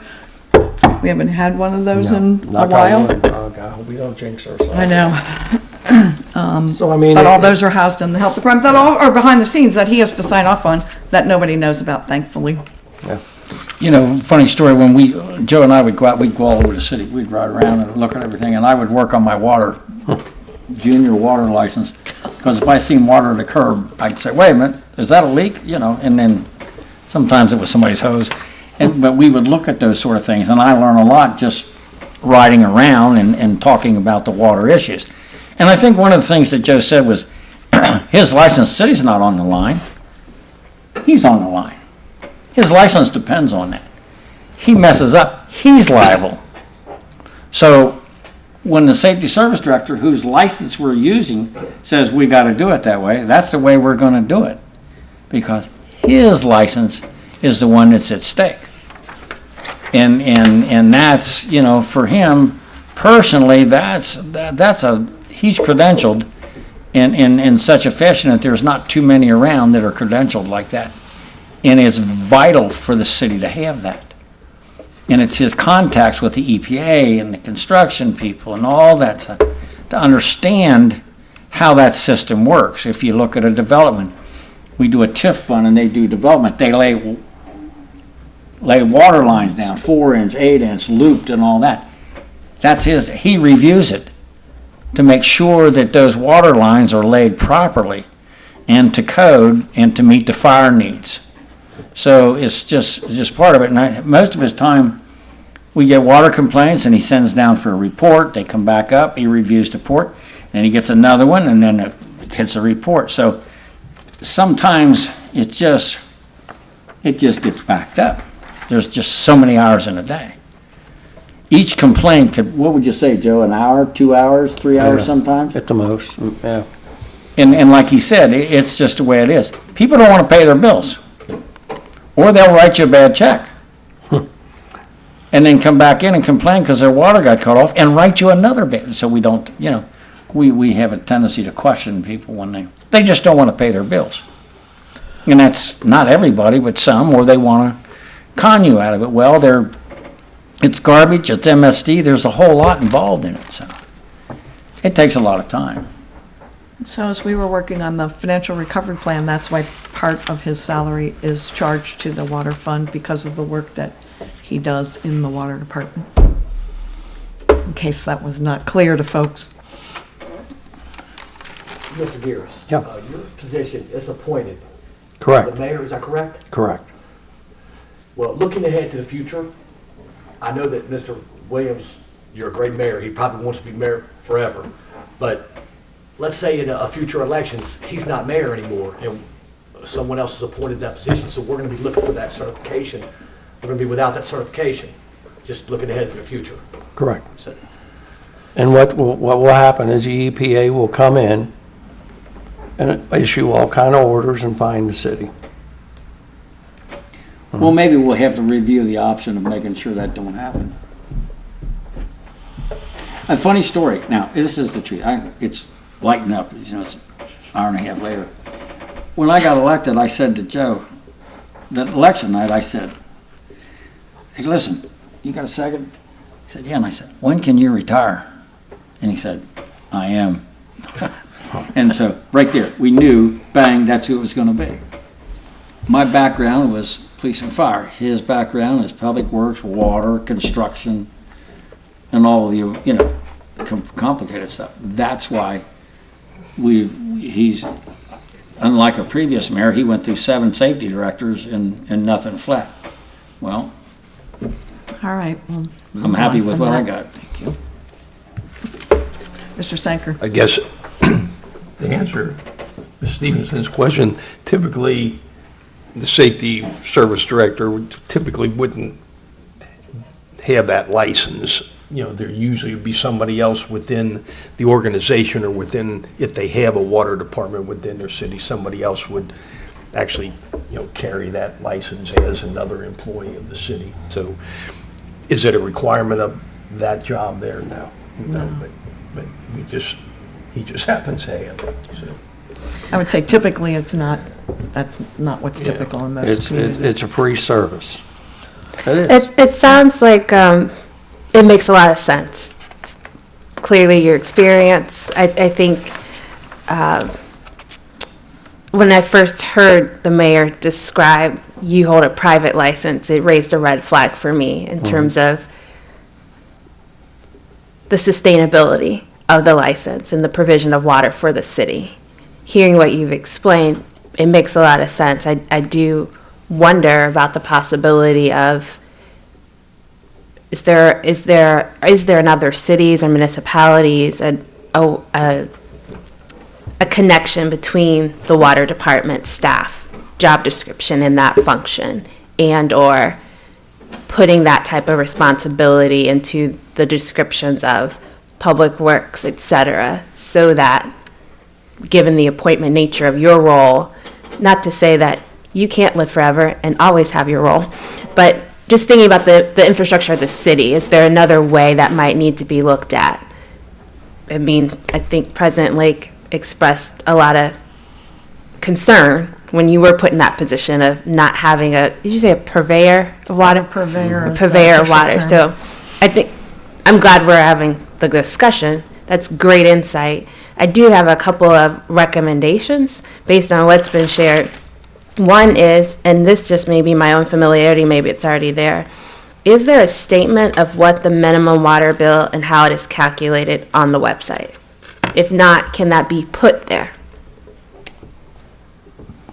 I don't go on the website. I'm just being upfront. I'm not a computer, social media person, but there is a breakdown of what the minimum bill is and how many gallons that includes. And what makes it harder here, and it's always been that way, we do our billing and our meters all go in cubic feet, where other places do gallons. So if you say, well, I've used 10,000 gallons, that makes more sense even to me than when you say, well, I've used 100. Yeah, I use 400 cubic feet, because then you gotta multiply how many cubic feet are in a gallon of water, then you gotta multiply it by if it's 100 or 300 or 400. But there is a breakdown. I can get you that. And that's the same way with MSD sewage. Okay, is that something that, I don't know who does our website updates, but is that something you can direct to have happen? I mean, especially given what you just noted, that we use cubic and not gallons. I'm thinking about the new resident. And so they never have this experience of being surprised or not knowing. Is that something we could just put on the website? I'll look into it. I mean, I don't even know who's in charge of the website. I believe a number of updates usually come through the clerk's office. Okay. Thank you. But I do know we'll be working on a new breakdown. As I said, I think Cincinnati raised their water rates as of January 1st, about 3.2%. Now, again, if it sounds like a lot, but when you go over, I know we had that discussion, I think 2 years ago or last year, it might only be 50 cents or $1 a month for water, for the minimum bill. And then let me just say, businesses pay a higher rate because they pay fire line rates, and then they pay due to the main size and so on and stuff. So the residential is the cheapest that we have. But let me look into that on that breakdown on the website, okay? Thank you. Thank you, if I could add to that. For Mr. Gears, it's not just a matter of the water, it's also the matter of the pipe coming into your house, isn't it? Correct. There are And the several size of sizes, so meter. Yes. you have to figure all that in. Yes, you're correct. Okay. Yeah. Because I've had people with the same amount, comparing bills, but they have different pipe sizes. Yes, and meter sizes of 5/8 is a lesser charge than a 3/4 inch to a 1 inch to a 2 inch, 5 inch, 6 inches it goes up. Yes, you're right. Yeah. Okay, so one of the reasons I think why this meeting was scheduled was because we were having, there was some there was a miscommunication or something between the city administration and certain departments. And I know that we were going to have, the police chief and come in first, and then, but we wanted to talk to you all first and said, can you all provide like an update on how is there communication between the between the police departments and the administration? Are we back to normal? Like, is there? I heard the lawsuit was dropped. But Exactly. Much more. So. Yes. Joe and Kelly Babcock met with the police chief and the fire chief last week and gave them direction. And we will be getting, we'll be meeting again with them next Wednesday, if I'm not mistaken. We gave them, the main goal was to have them take some responsibility in their departments and operation of their departments, and they've got, we want to get the facts and the figures of different questions that was asked with negotiations and that, and they're in the process of getting that together. And along with that, I will report that the last SAFER grant invoice was sent. And it's just about $48,000. Thank you. And to be real candid with you, the point was gotten across that the fire chiefs are administration, they're management. Can you say that again? I didn't hear That you. the police and fire chief are in fact management. Okay. And that point was emphasized. That they have loyalties and everything, but they are in fact management. And that was, I've had communications with the police chief Leslie on a couple of questions on the safety lane and a few other things, and we're getting good responses, prompt responses. Yeah. And we also asked them for their recommendations on any companies, because I know we talked about that, of doing a study of each department, and both chiefs were in agreement that needs to be done. A study of staffing. Staffing, response levels, and everything. So that's some of we asked for their advice and their suggestions if they knew anyone that could do it. But when it was all said and done, they're both in agreement. We met separately. That would be, needs to be done, because then there will be figures from a third-party source, outside source, that says this is what you need or this is what you don't need. So when we get the information, and then once we get the cost, we will come back to council. So there'll be a total of 4 studies, 2 by the recommended consultants and 2 by independent third parties?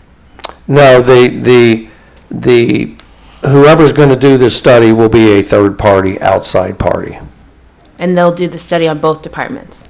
There'll be 2 different groups, because only one group focuses on fire and one focuses on police.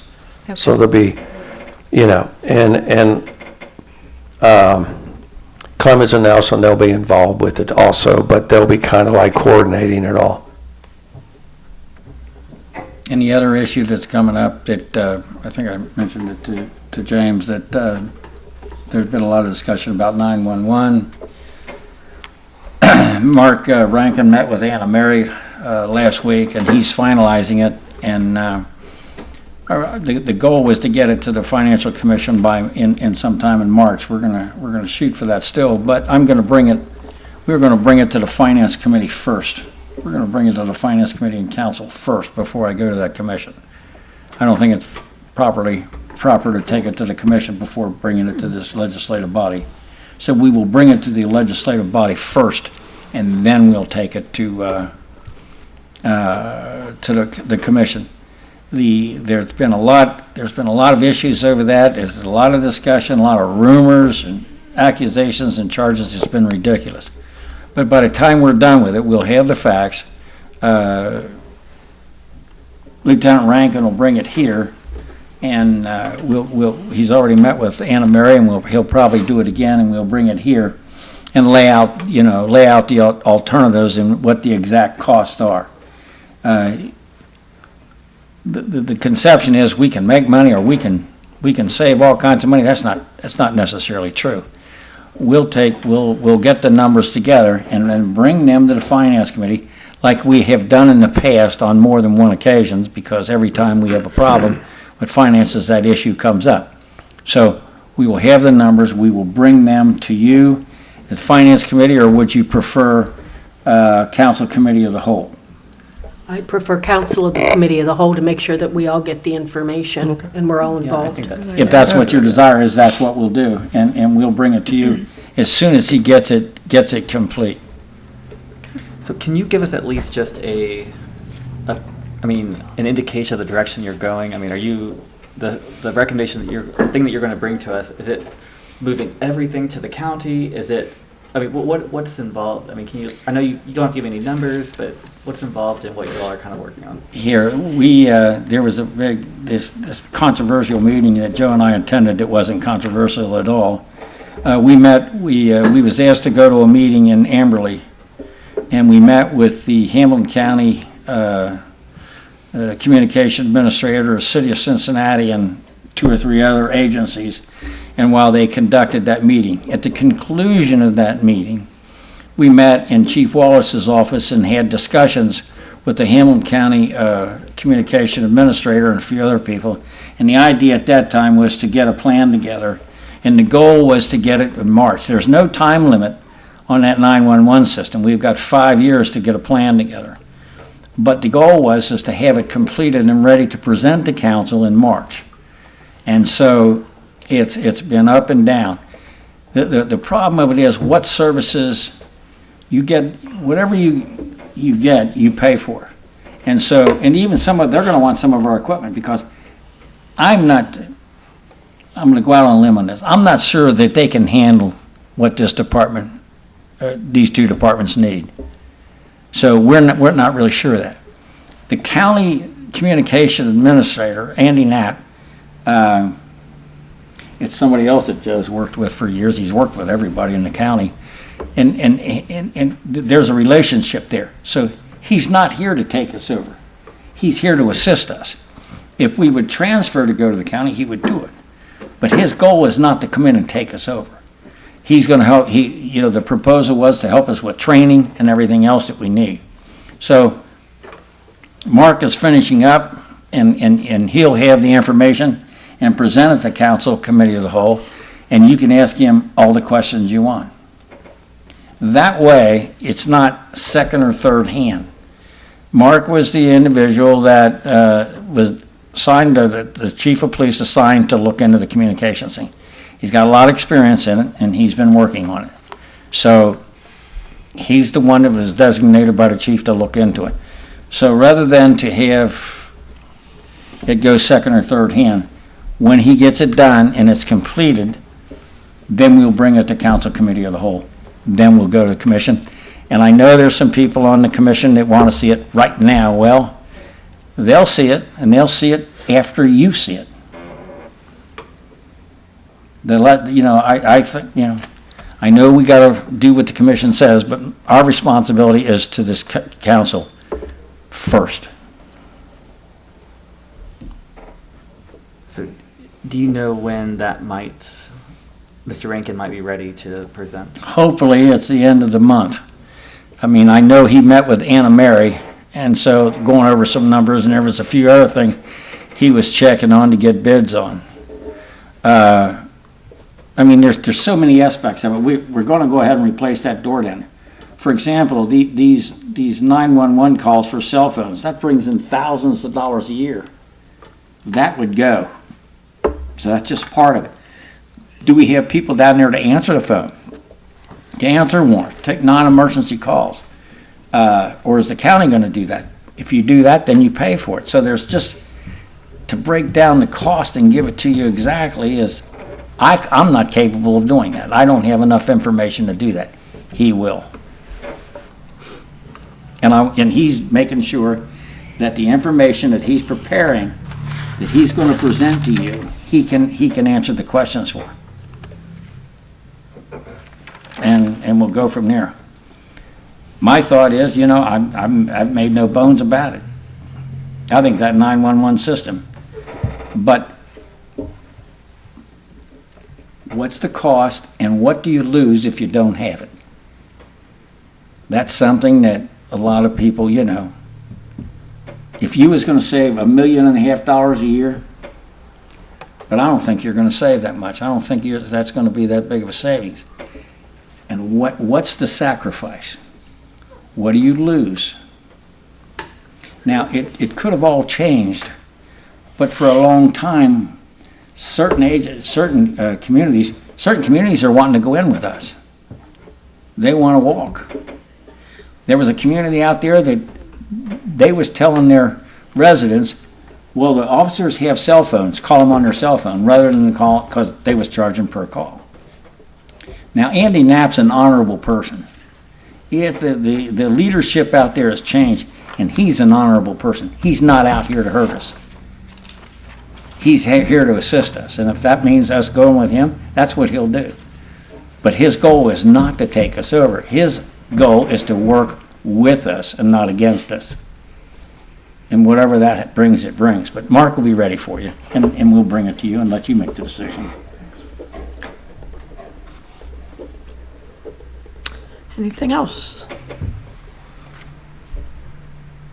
Yes, Ms. Stevenson? Thank you.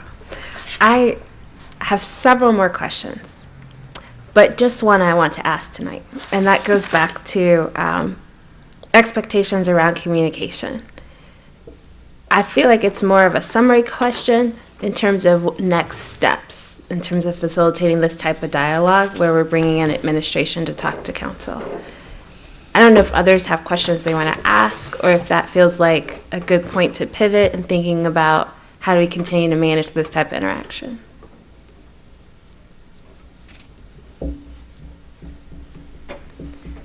Okay, so a couple specific asks around that. So I mentioned earlier, I've heard feedback from residents. It's hard to get a hold of you. You've shared a lot about your roles, how you're working on things, so I think it's clear we might need another process, infrastructure, way to connect. Has there ever been a thought around having a designated way to do scheduling of meetings with ourselves or with residents? Here, I'll tell you that. Tell me what you need and we'll do it. Tell me what you see to approve it, and if it's reasonable, I'll do it. Okay. I mean, if you want to meet, you want me to come, you want you to come, we'll do it. I mean, that's why we're here. I welcome this. When they said council wants to be here, I'll be here. So that's great to hear. I'm thinking about an example from another municipality that's structured in a way that instead of having 2 regular meetings every month, they have a working meeting and then a regular meeting. Has that ever been facilitated where this group would convene to really just discuss agenda items and then actually have a meeting later in the month? I don't know.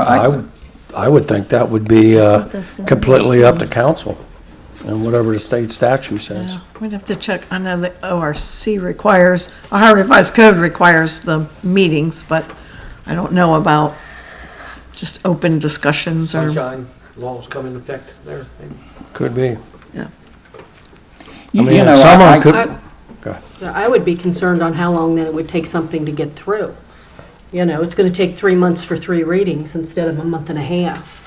Well, I was thinking just the opposite. If we had a chance to dialogue a little bit more and get almost immediate feedback from the administration, maybe we could actually just do a suspension of the rules and get things through. If there's enough time for us to, one, get educated on the topic, two, get input from residents and come to consensus, like in terms of we're ready to take action. So I just know it's another model I'm aware of, and since, I mean, we're all here today, it seems meaningful to at least have this option in terms of dialogue. So I'm just wondering, are we thinking like, yeah, we want to have a chance to hear from the mayor and safety service director, other department heads as committee of the whole in addition to regular meetings? I think that when that opportunity comes up, we just schedule a committee of the whole, and this is what happens. This is the product that comes out of that. So if there's any reason we need to meet, we just schedule a committee of the whole, and then we meet. And when you have your committee meetings, residents are able to come, that's why those are announced, so if residents if they want to have an opinion on something, they can be heard. I think what would be, I know in terms of, there is a requirement in the rules of council that has never been enforced, because I'm not going to be the one to hold it off the agenda, but there's supposed to be, on ordinances or resolutions, there's supposed to be a cover sheet that says who initiated the ordinance and if there is an emergency clause, why it's in there. That could certainly it gives a council person a place to start if they have questions to ask. Departments know about it. Many times the law department just gets a request to do an ordinance, and it's not, they don't feel it's their responsibility to fill out the request because they're just fulfilling their legal obligation of doing the ordinance. And I'm not going to hold an ordinance off of the agenda, something that's important, just because somebody hasn't filled out the cover sheet. It is in the minutes. I mean, it's in your rules of council. Whenever I introduce a resolution or whenever there's something that I'm involved in, the Safe Routes to School or whatever, I always put that on there, try to be a model, but it rarely happens. That might be something that you all could be helpful with if you agree with that, to remind department heads that if they are requesting an ordinance, that it is helpful to have that on there so that people can have discussions or know where to go to if you have a question. Can I give you my thought on one thing that I keep thinking about? I had an occasion the other day to have a test run, and I ran into a woman that performed the test. She was so good at tech, I couldn't get any information out of her. She wouldn't tell me, and usually I can con them. But she just moved to Norwood and bought a home, her and her husband. She is thrilled, absolutely thrilled, moving from Greentown. Loves Norwood and everything like that. And I think, I know it's nice to be negative, and it's but there's a lot of good things going on. I mean, property is moving so fast in this town, check with a realtor. And the discouraging thing for me is the ones that are most enthusiastic about this town are the ones that are moving in. And I don't, we don't have manpower, we don't have a large budget, but it would be nice if we could just contact those people and say, would you like to be involved? Would you like to attend a meeting? Find out what they're thinking. Just because you've been from Norwood all your life don't mean you have all the answers. We found that out. Maybe somebody coming in, that wants to be here, that chooses to move into our city, maybe they can expound on why they're here and what the good things are and what we can do to improve it. So if council wants to take on a project and communicate, I love it. I go for it. I'll do whatever I can. But I think that should be part of the equation. Bring some of these new people in and find out while they're here. It's not like it used to be. This town's changed so much. It's changed for the positive. Because there's a lot of them coming in, and they're spending a lot of money, to fix these homes up. Marilyn, being in real estate, you know what I'm talking about. It's all over. And it's growing fast. Maybe we ought to harvest that positive attitude from some of these people and get some ideas from them. Mayor Williams, I'd like to respond to that. Last week, I had a resident introduce me to a realtor who's very interested in supporting something that economic development and community engagement just prioritized as a committee goal. which is to create a welcome to Norwood experience. I have a realtor that I'll be reaching out to who's actually interested in working with the business community to provide a tangible welcome that could help facilitate how to actually get involved in our city. Some of the feedback I've gotten and what I've seen from other municipalities that helps that happen is actually a website that says welcome, whether that's join the city newsletter, here's how to get to the city social media or blog, or even if that's just a welcome that says, here's how to get involved. And so I'm glad to hear what you're suggesting. I think based on what we've discovered, or what I've heard anyway, it sounds like we need a real concerted effort to have information available, whether that's one-on-one or online. And so if finding out who actually updates our website seems like a critical piece. And I do think that there are some very positive connections happening, and I think for what it's worth, our online presence can definitely help keep moving that forward. What I brought you was not a new idea. Years ago, they called it Welcome Wagon. Yep. Yeah. This is true. I mean, I have neighbors that bought across the street. We want to send them something. They're there picking up. Well, we're trying to find out their names so we can, they're moving in right across the street from us, and say, hi, welcome, glad to have you. But years ago, it was called Welcome Wagon. They sent them gift certificates and stuff like that, to get them involved. Because this is the type of city where you can have an effect and you can make a change by just getting involved. What fund does that come out of? Welcome Wagon? It was probably the chamber. Yeah, probably. I don't know. For a short period of time, we used to have written things. Of course, the minute you write things down, the minute you publish them, they change. But just having written things for citizens at the water department, we had that a long time ago. For instance, we had a neighbor that moved in and they were cleaning out their old house and making repairs, and they put the garbage out on Friday, and everybody was like, yeah, like, hold on, they're new, they don't know that garbage pickup is, probably don't know that garbage pickup is Wednesday. Just having that kind of information when people come to the water department to sign up for water, knowing when your garbage day is, knowing those things, knowing the different organizations that are available to people in town to get involved. And, writing it down is probably the cheapest thing, but it does get outdated. I mean, all it takes is duplication. But certainly some kind of a publication or even an online presence of just, what things you need to know if you move into Norwood. So that would be helpful, I think. And do you have connections with the realtors and stuff? Is there some way that we could, of course, I don't want people to think that, well, I just moved in, I just bought a house in Norwood and already they're bugging me. Calling. I mean, where somebody could contact them or say welcome or how are you? Yeah, I mean, through the multiple listing service, you can get a list of recently sold homes in any zip code. So I think that'd probably be an easy way to gather that. As a council person, twice a year, I usually go get the list, and I make up my own. I send them a list of the phone numbers for City Hall, my card. The letters have been different.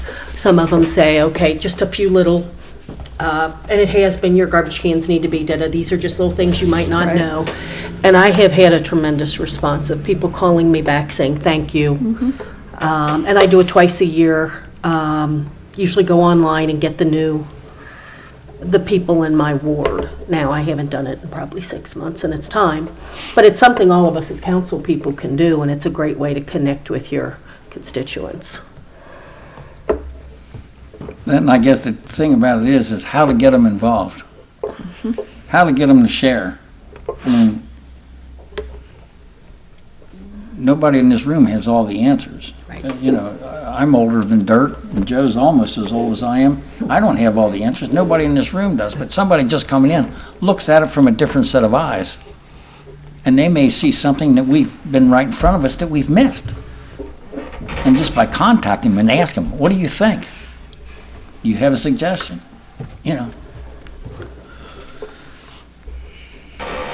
So. Mr. Bonson? So one of the questions that Leslie asked was, how do we keep the conversation going? Would you all be willing to have come back once a month and just have conversations with us, or? You can call me, you can ask me back, we'll be here, or you can call or come in, and we'll do whatever you want. I mean, we're not your enemy. We're not anybody's enemy. We'll work with you, we'll do whatever we can. Would that help satisfy with meeting once a month, do you think as a committee of the whole, do we as a council think that would be helpful? Or? If you hear something or know something, you want me at a next meeting, at a council meeting, I'll be there.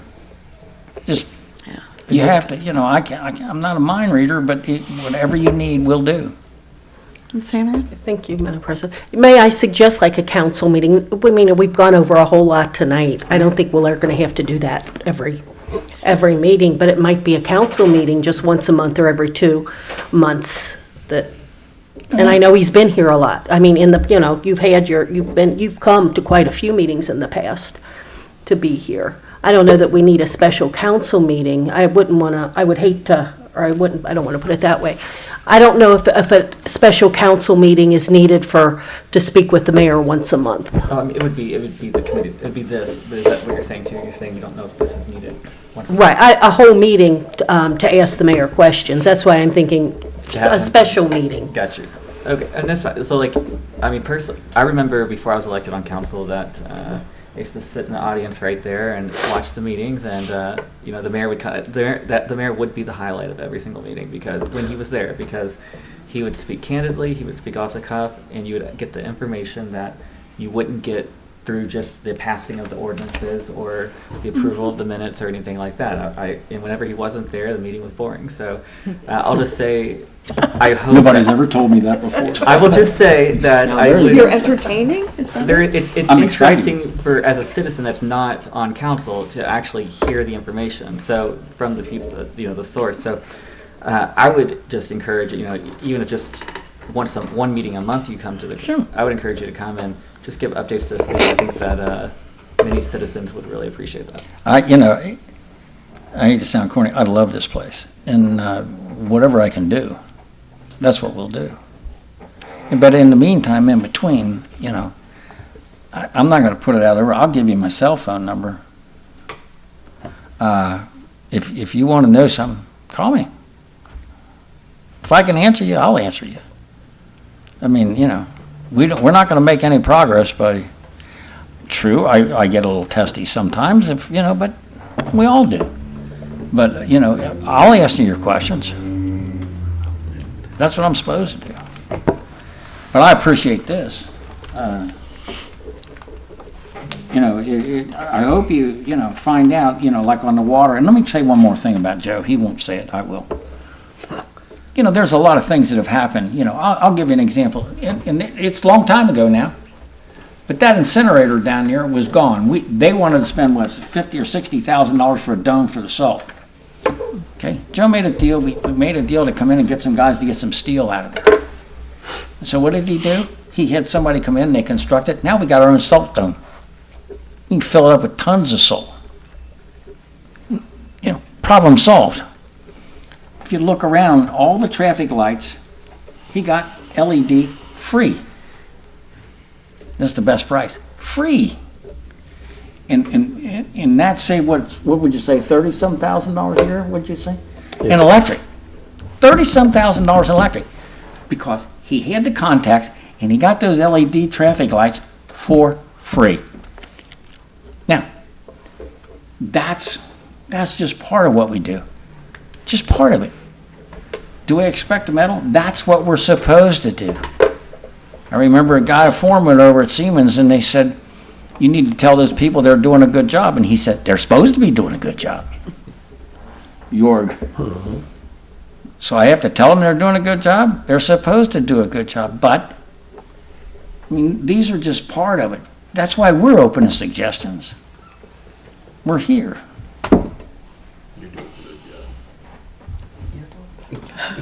Awesome, thank you, yeah. Thank you. Took some tough ones.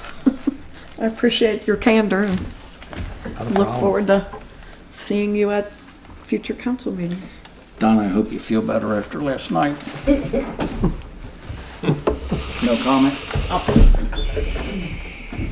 The sun rose today, so that's important. I didn't have dirt in my mouth when I woke up this morning. That's what's important. How about them muskies?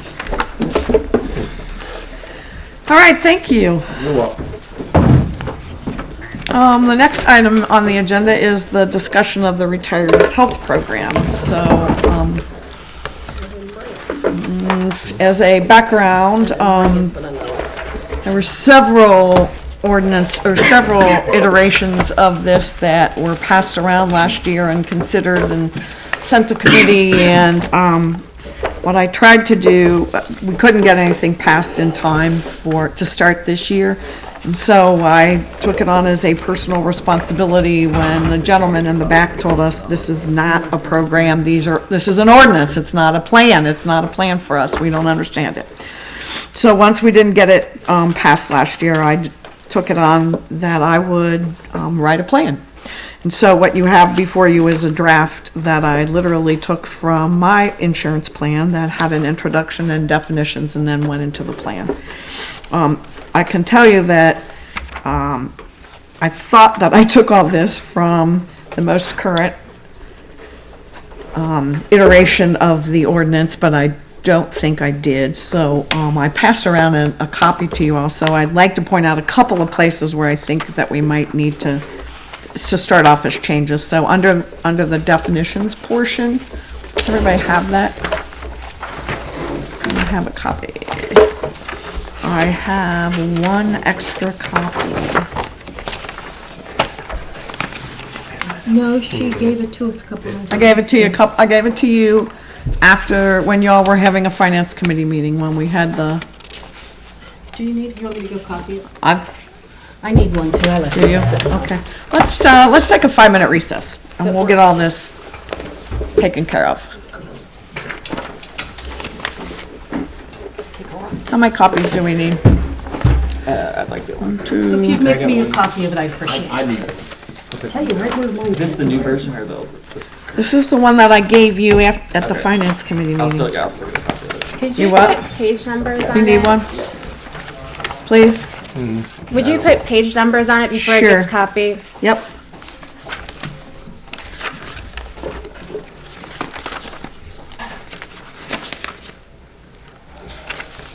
Thank you.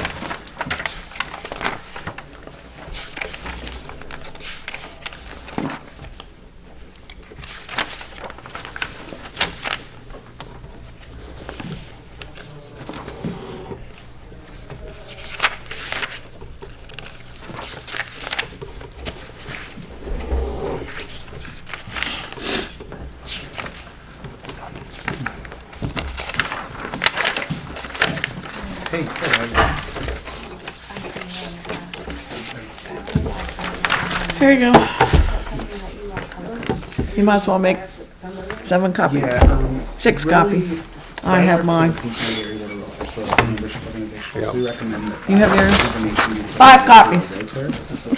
But yeah, the multiple listing service I meant to tracks that we. send everybody an email reminding them, but I was driving back today. And that's my we fault. recommend it comes through a realtor. God, it's freezing in here. It is odd, isn't it? Usually it's so damn hot in here. I know. Yeah, you can, It was cold last time Go too, in, last yeah. council meeting. yeah, you can search all of that, like pendings, solds, actives, everything. So yeah, you can do it within like, 3 months, 6 months, a year. And when you voice that out, I know Marilyn said she's done that a couple times a year. Do you reach out to folks through that as well? Well, when I think my first term on council, I worked with Greg Oros, and he put together a packet that included like our, it had all kinds of information about the school, about kind of a welcome packet, but not as extensive, I think, as what you're talking about. But so I had kind of worked with the realtor to get him at that time we actually went with realtors that had listings in Norwood to provide that packet to them so that they would provide it to their clients. As we kind of went that way. So I don't know if he's kept that up. Tell you date. what, And that's I probably was been like physically 3 or sick 4 last years night. ago. Okay. Okay. Yeah, you work with yeah. the development. It was an awful night, wasn't it? Both of them, yeah, both of them lose that way. Right there with you. I texted you right at the Now, beginning, I thought, well, I'm gonna leave I don't it alone, she know. don't want to be. Oh, God. Printed it all? I And don't then, know. I you know really what I didn't did? have anything to do with the, like, I posted on your post. producing it. Probably We didn't just- see it, 'cause I He would kind of deleted it put right together what away. he thought A was few minutes later. some good And I just- pieces or I ideas was of like, information. sweet 16. Look over and make some. Yeah, everybody And then a few thought minutes that. later, they started getting hammered, I'm like, I'm done. I don't want to be the cause of that. Oh, that was ugly. Yeah, And yeah. then we, I mean, we had tickets And that's what I for, we think stayed for I kind of- everything. Like, I we was able to went to the put first part of session, this UC kind of played, out, and then we stayed and watched via email, just so Florida it's State obviously, and like, hey, whoever if they you played, have- I don't know, if or, you would be interested in this, we should. you have a listing and Nevada if you're and, interested in I don't know this, who they played. it's available at Then, some point. I don't know if you mailed it or not, but. them, they made us leave, because there were different sessions, so there were two games, Friday afternoon, and then he had to leave, and then Xavier played at 7:40 or something like that. And we came back and watched the Xavier game, and it was obvious they were, well, you thought it was obvious, it was like, I went out to go to the bathroom myself. I think this one's in hand. They were up 14 points with like 2 minutes to go. So, and then we came back and watched the Florida State game too. And then, yeah, so then I had my Xavier sweatshirt in the car. So in between the sessions, I said, I hope there aren't any cameras in this parking garage. So I'm taking off my UC sweatshirt and putting on my Xavier sweatshirt. Our camera's in there. And kind of hid behind the car. And then went back down and watched the game Friday night. And then Sunday I took my Xavier sweatshirt with me because it was only 2 games. It was UC and UC Nevada, and I'm just gonna give then everything right away over was to you Xavier on and my Florida State. understanding of what's going on. My cousin was there last night. I probably saw lots of people there. We were 2 rows behind Mo Egger. Mohegan. Yeah, we had really good tickets for, we were up in the 300s for Friday night, but then Sunday, we actually were down in the bowl, bottom part of the bowl. You don't know Ronnie Burnett, do you? As far as Maybe. Actually bought. Is that Ruth's son? I don't even have a Bought Bruce Norwood Burnett? drive-through. Really? Some Heineken mufflers and turned it into Norwood drive-through. Well, I don't know how many years ago. Or the thing 30, is, I don't know. there's, I don't know, a long time ago. I was 19. Wow. I was 18, 19. Anyway, Wow. his son was down there. There were a lot of people down there. Thanks, so, oh, God, you're right, just call me. It is. Okay. I don't think so. First what? the heaters. Well, I was hot when I came in, and I had my fan out and everything. I don't need it now. And don't worry about tomorrow. Don't worry about tomorrow. No? Okay. No. All right, If you thank you. show up, you show I up. If you appreciate don't, you that. I'm don't. gonna try my best. No big deal. Yeah. I'd rather be here, to be quite honest. Oh, okay. I'm gonna try my best. Yeah. And I didn't realize that until the day before. So has anybody read this besides me? Okay. Yeah, I've gone through it. There was only one. I have several changes that need to be made. Okay, yeah. So, And if it's okay, I'll go over those, Yeah, the yeah. ones that I know of. please do, because I gotta find it. And hopefully that'll be the ones that you all have as well.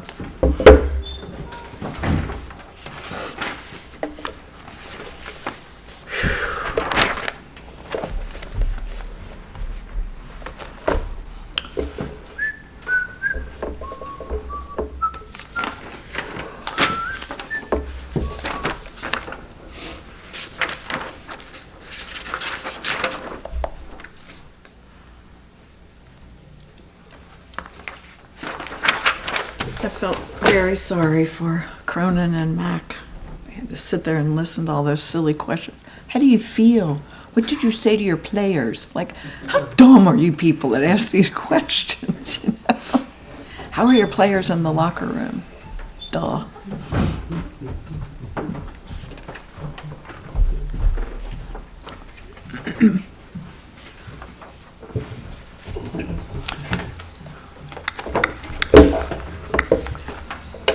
Pick this up. That's a list of the different properties. And I gotta check with Joe tomorrow, find out from him on, if Did finance ever, did y'all ever come to a decision about their money?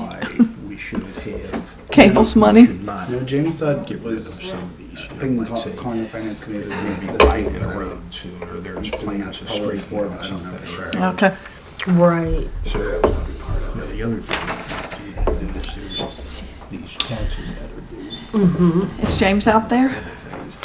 If you turn them all over, either them or the other place, the taxes go away. Yeah. However, if you do that, then we relinquish nothing.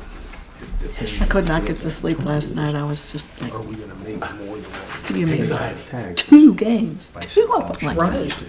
It just wasn't fair. No, Another thing, I mean, it was there. It was there for UC and X to play in the Final Four. It was there. Okay. When you could see it. All they had to do Was win last night. Defense. Was I win loved last your night. post. I loved your post, the whole Marvin Lewis thing. Now, have you guys made a tour of all these That was properties? hilarious. what I personally did, I went to each one Perfect. of them. Hey, just step up on some defense. Well, I won't be able to do this I mean, by come tomorrow on, night. But I know Okay. this is. All right, Were Steve, we'll these go the ahead and get ones started. from the Port Authority? 4 years ago, when I had my thing, where they were coming through the Norwood property? Yeah. Can't You don't answer know. that. Okay, so everybody has copies now. Try and get it. So just as, again, by way of background, trying to get a plan written where we could just have an ordinance adopted, or an ordinance written that would adopt the plan, so that it would be something concrete that we could send out to individuals where they would know exactly what was going on. And this was something that, like I said, had several different ordinances and several meetings that we had red line copies of, and so I tried to take the latest one, but I'm not certain that I did. So ultimately, I can tell you that I know of several changes that need to be made. So under definitions on page 2, where it says individuals who worked full-time and then parentheses defined as an average of 35 hours a week or more, we can't put that in because there's different definitions of full-time. So I think we just have to say individuals who worked full-time for the city and just take that out. I think in some instances, 30 hours a week is full-time.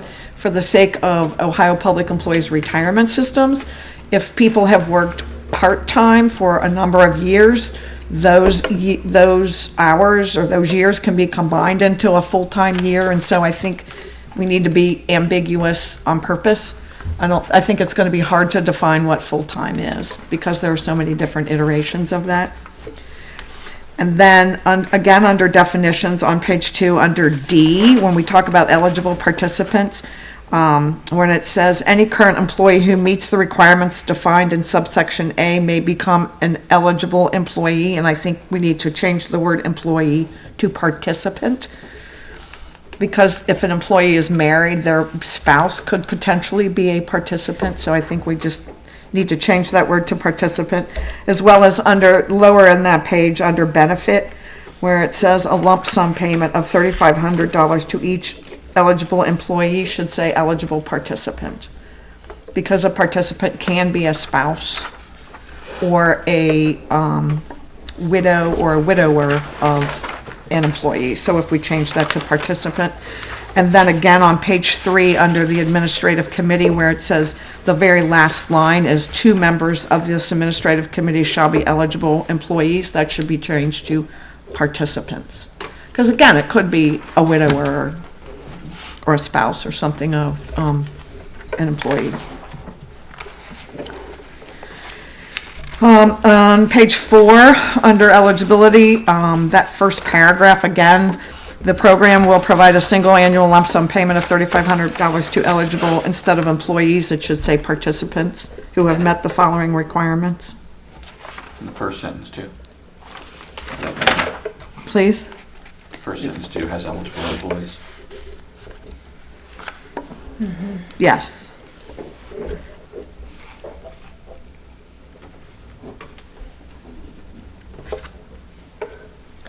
So I think just wherever there's eligible employees should be changed to participants.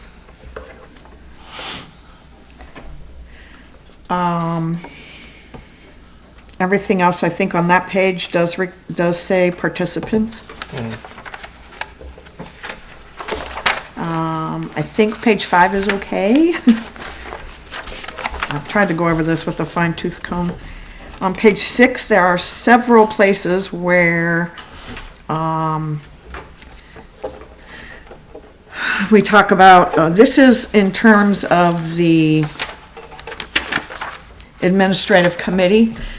And in the ordinances, I wrote it exactly as the ordinance said, but if you think about how we're going to organize an administrative committee, it says, once a list of eligible participants who are willing to serve is established, I think what we have to do is send letters to every person who is currently on the C9 Trust and VIBA. So I think instead of saying, once a list of eligible participants who are willing to serve on the administrative committee is established by Norwood City Council President, I think it might be beneficial to change that to current participants, because we would send those letters out to everybody who is a current participant in the retirees' health care plan to determine who would be on the administrative committee. They're not eligible yet because we haven't sent out the application yet. So where every place where it says eligible participants, we probably need to say current participants. I have a question about that. It seems that, Because we won't know if they're eligible until the administrative committee reviews the application. yeah, I understand that part. I guess it seems like that could create confusion since we are actually creating a new program. I think eligible would still be appropriate with the context that the eligibility is being created. Comments? I'm open to Has the law department suggestions. provided any, I sent this to the law department before I gave it to you all, and they looked at it and said it was okay, because it was based upon the ordinance that you all considered. It was only when I started thinking of the nuts and bolts of, because the ordinance did not say, it said we would do an administrative committee, but nobody wanted to do it. Nobody wanted it in their department. Nobody wanted it. And so in thinking, so my thought process was, how are we going to do this? Because we have to notify every single participant now that if you decide to go down this route, we would have to notify every single current participant that this was going to happen, to let them know that this administrative committee would be the one who would run the program and seek participants, people who would participate in that committee. And I don't know I don't think we can say eligible participants because we don't know if they're eligible or not. They can't be on the committee if they're eligible anyway. I mean, if they're not eligible. Yes. that's what I was about to, that's a good point. So is there something in here saying that you must be, in order to serve on the committee, you must be eligible for this new program? Like, No, because that was not in the ordinance, and I didn't want to take that liberty. So I'm thinking that maybe if we add that, I think that might satisfy the concerns. So saying that, not saying that you've been approved, but just saying Okay, that. and I get what you're saying, but herein lies the problem. The administrative committee isn't established yet, Because we don't have a program. because we don't have a program. Well, or just, they attest, when filling out their request to, potentially run or serve on this, that, yes, I meet the four things that we outline in the front. If they attest that by I think that might help at least, so that they acknowledge that, yes, I do meet these 4 things, even though it's not getting officially added to the program till later. At least we know that the people that are serving on it are people that would be in the new program. Because they could be an eligible participant, but not be a current participant. Or really could be the other, they could, that, or they could be a current participant that may not be eligible. You might be eligible, but until this is put in, you may not be a current participant. Right. Yeah, it strikes me I don't that know. the last paragraph of the page prior, Page 4 or 5? On page 5? page 5, the very last paragraph, you define what eligible participants are as defined by the definitions and section program. So right there, you define what eligible participants are. Means. I think from there on out, if you wanted to use eligible participants, because you're saying that they are defined by whatever the definition section of this program is, you are there you're defining what an eligible participant is. So if you wanted to, you could keep saying eligible participants because there you have defined it. Yeah, that's a good point. And where is it? I have to think.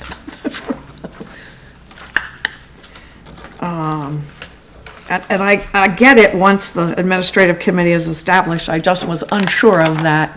And thinking through this and going through it again with a fine tooth, once I worked on it for a long time, I put it aside and going back and reading through it in preparation for like the last couple of weeks, I've gone through and reread it 3 or 4 times, and I just came up with some questions. Yeah, And that was something that I questioned. Yeah, I'm just thinking that because previously we've stated that an eligible participant is somebody who meets requirements A, B, C, and D in the definitions page.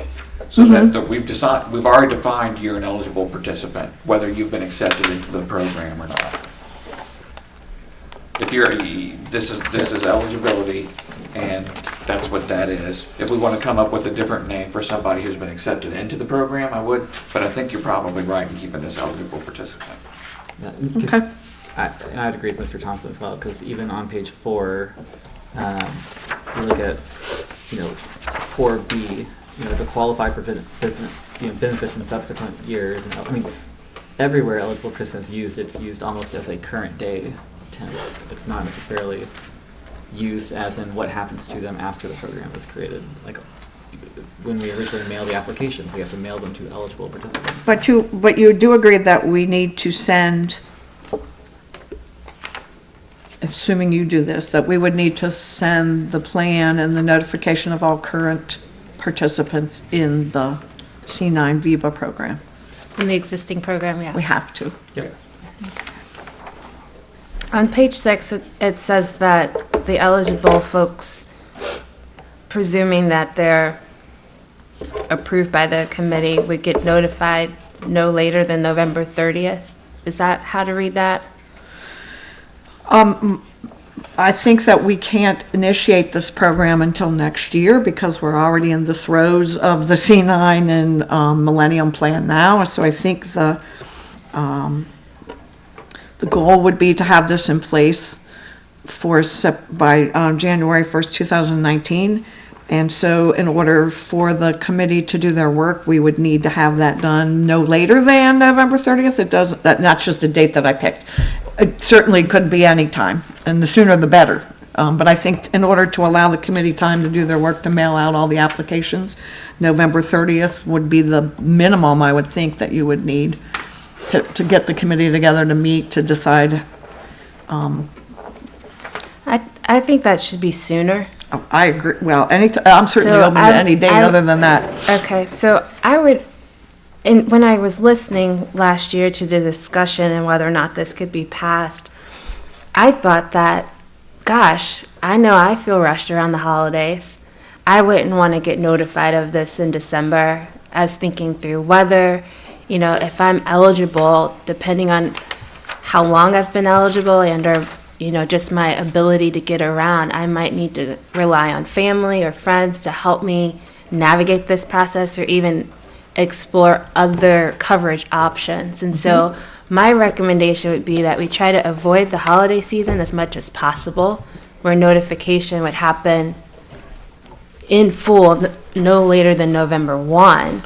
So maybe changing this to either September or October, so that the committee's work can be done, and if I want to respond to it, maybe I have November and December to do that, rather than thinking, we can get it all done in 30 days. I agree, the sooner the better, but I don't know what your plans are in terms of passage, so in view of the fiasco we ran into last year, I was building in time, so I'm certainly open to whatever date you all want to put in here. That's why, it's a first draft, it's a discussion, so feel free to change.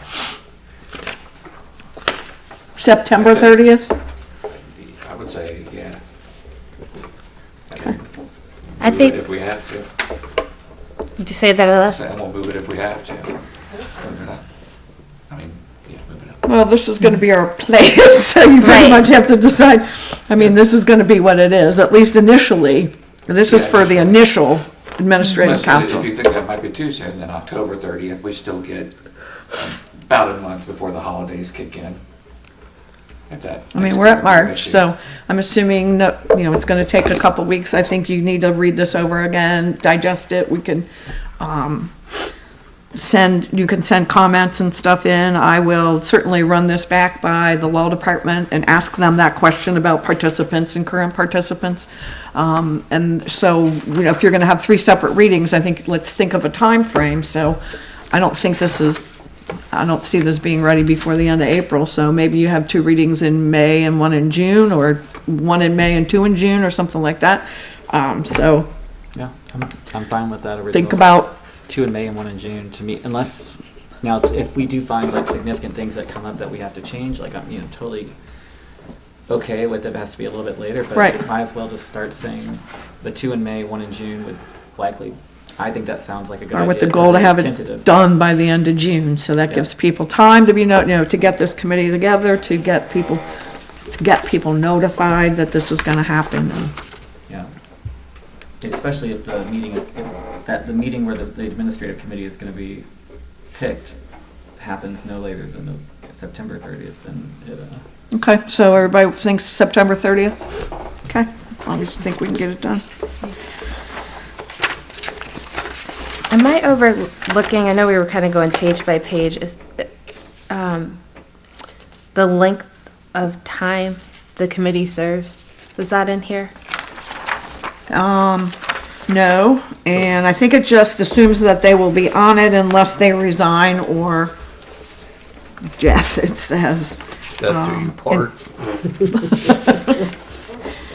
Selection of 2 participants, of the meeting, the results of the meeting. Once the voting is done, then they'll notify the 2 eligible participants who had the highest number of votes, to serve as the initial members, that the results of the voting will be maintained in the clerk of council office, so any vacancies in these 2 initial positions due to resignation, illness, or death or otherwise shall be filled by the eligible participant who received the next highest number of votes proceeding in descending order. My question is, I'm assuming everybody gets 1 vote. You're not going to vote for 2 people. You're just going to vote for 1. I don't know if that needs to be spelled out, that each person gets 1 vote and not 2? This Or is do you want them to have 2 votes since there are 2 members? yeah, maybe they should. Something to think about. Just, again, things that are going through my head once I read through this Yeah. again, and things that were not in the ordinance, but I didn't want to take the liberty of inserting in there. That's a discussion that we all needed to have. So the vacancy language is from the original ordinance? Mm-hmm. Okay. Does anybody have any context as to why it was just 1 vote? That doesn't spell out 1 vote. That was my question. Do you just get 1 vote? What do you, But it didn't give a length of, there was nothing that gave a length or a term of the administrative committee. I personally like the idea of 2 votes. I think that a person, just like in any election, that I've ever heard of, for like any political office, you would get the number of votes for the number of positions to be filled. So if there's 3 council at-large positions open, you could vote for 3 people out of the normal 6 that are running. So I like the idea of the number of votes for the number of positions, personally. I mean, I want to know this a little more, but maybe something in there, because I know we heard some comments and feedback from the audience that in one of those meetings that they didn't always agree with what was decided by those 2 people. So maybe some sort of, if that continues to happen and the membership isn't liking what those 2 people are deciding, that they could vote somebody else in. The only things they're going to decide on is making sure that the checks go out, making sure that any new eligible employees there really aren't going to be new eligible employees. That's true.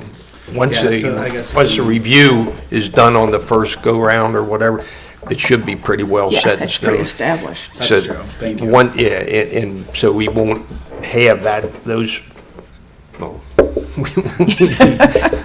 hope not to have those type of issues. However, you know, I don't know, I don't think that we're gonna look at those type of issues down the road if it goes through. No, and that's a great point, because with the new setup, I agree. I don't think Yeah. we shouldn't have those things. Okay. Is anybody, 2 votes, 1 vote? 2? I like two. Okay. I was curious just to understand better, like, if there was rationale presented when that was first drafted. I'd like to think about that a little bit more. I think Yeah. we're talking about the pool of eligible participants would be voting for the administrators. For 2 of them. 2 of the 5, yeah. 2 of the 5. The other 3 are appointed by the mayor. Right. Okay. So let's think about it. And think of if you want a term of office. Okay. That was not addressed. I don't know why that the first year when you applied, it was an application and the next year it was a registration, but that's what it said, and so I did it that way. If you go back to page 11, this is the actual application, the program application. By mistake, I put in, did this retiree work in a full-time capacity for the entire year of 1975? That was in a very, very old iteration.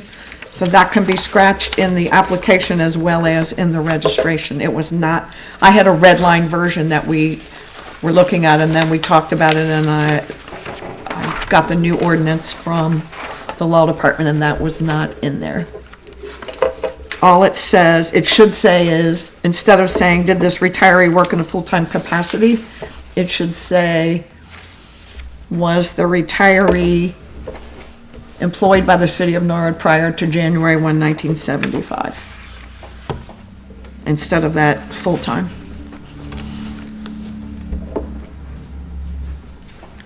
I think the application language for were you a member of the retiree benefits program last year might need to be a little more specific, just naming the old program. Oh, good point. Of the C9 or, yeah, okay. That brings up a thing I was going to mention, just on the first page in that third paragraph. where Which you one? say- What page number? Oh, One. 1, okay, Yeah, okay. where we say to replace current retirees' healthcare, C9V, EBA trust programs. For some people who have maybe been on this for a while and don't, I could just imagine not being sure what they are actually receiving from the city at any given time. I wonder if there's a way we wanted to spell that out a little bit more. I know there's the C9 trust, but isn't there also the supplemental insurance that happens to say that, just so it's clear that this is replacing And what 2 page are you on? things. The very first First one under page. introduction. To replace the current healthcare and C9 VIBA trust programs. That's what they receive now, is that correct? The healthcare and the BEVA, yeah. Yeah. So the healthcare is the Millennium Plan? Right, like, I would refer to it by name. It is by name in the application. It is, okay. Yeah, that makes sense to have the same language. And if I could, I want to go back to, you had just asked that question about registration and application. And the reason that had been discussed earlier and put that way was, once your first year, you're applying for it. Once you have applied and you've been accepted, then you're registering each year. Correct. And That's what it that's where the said. difference was. And the only difference in what people will look at or be off the plan is if you're divorced, you may go off the plan. So your committee will also do that. But otherwise, that's about the only thing that would take you Yeah, I off think the that's- plan is if you're divorced. Yeah. or add you if you were remarried. Well, that doesn't, I think those Yeah. people are taken out of this. Yeah, if you're. We've taken that out. Add you, she's saying, Oh, for new for like Joe and, well, no, she's saying that if you were on the, but I don't think it matters because, yeah, they are, once you're divorced, you're not in the plan, but you were saying that You're some a people. current spouse. You could be a future current spouse. I thought we took that out. Yeah, that's, I was like, it should only be current spouses I am the current spouse. right now. I thought Right we now. took new No new spouses out. current I don't care. spouses. Yes. And maybe Yeah, we I think didn't. under Yeah. B, it spells it out under eligible. Okay, so then, do we need to be more specific? I mean, it says current spouses of the individuals defined. So, those married as of December, okay, gotcha. So we don't have to worry about that. That is in there, isn't it? Yeah, Okay, I Yeah, thought it it's- was somewhere. okay. I wasn't clear. Yeah, it is in there. It is clearly saying current spouse, but I think to the point of remarriage, I don't think that's clear here. I think we're saying the new definition for eligible participants would not include, say, a widow who's an eligible participant who marries again. That new spouse would not be included. Yeah, so, What I'm saying is, that's how this reads, and if that's what we want to say, then I think that also needs to be stated, not just the absence of it.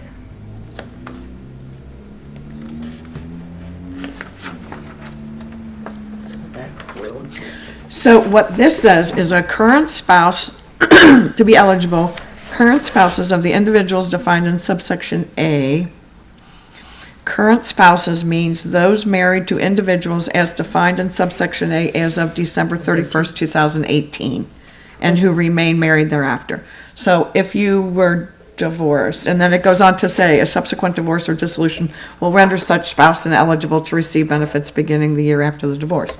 So say somebody divorced and then remarried, they would not be eligible because they were not a spouse prior to December 31st, 2018. Correct. Okay. Make sense? So then on the application and the registration, we need to scratch that full-time capacity and add was the retiree employed by the city of Norwood prior to January 1st, 1975. And then I'll spell out, were you a member of the C9 BIBA Millennium Plan? We'll add that in. And then the letter, I noticed that I did not, on the second last paragraph, the word enclosed is in there twice. We heard you loud and clear. Let's see, we wrote a plan, revised, considered, consulted, revised again, and ultimately passed. I have the enclosed retiree benefit program enclosed with this letter. So we ultimately passed the retiree benefit program enclosed with this letter. And then when we talk about reading the plan and seriously consider being a candidate, that we also need to add maybe a line that says, or nominate someone that you think would best represent you, because you can not only self-nominate, but you can nominate other people. before though we put them on the ballot, we'll get their consent, the people that are nominated. Absolutely. Because it says to serve in the administrative committee, you have to put your consent in writing. So those are the things that going through the second and third and fourth and fifth time that I came up with. I'm certainly open to anything else that you all have. Again, it's just a draft, a starting point, and I know that you all probably want to take it home and digest it. And but if you think of any other changes, I will make the changes that we talked about here. I will make these and then email those out to you. And send those to the law department. I'll just send it to the law department and copy everybody here about asking those questions about 2 votes and then terms, and ask about this eligible participant versus current participants and stuff, so.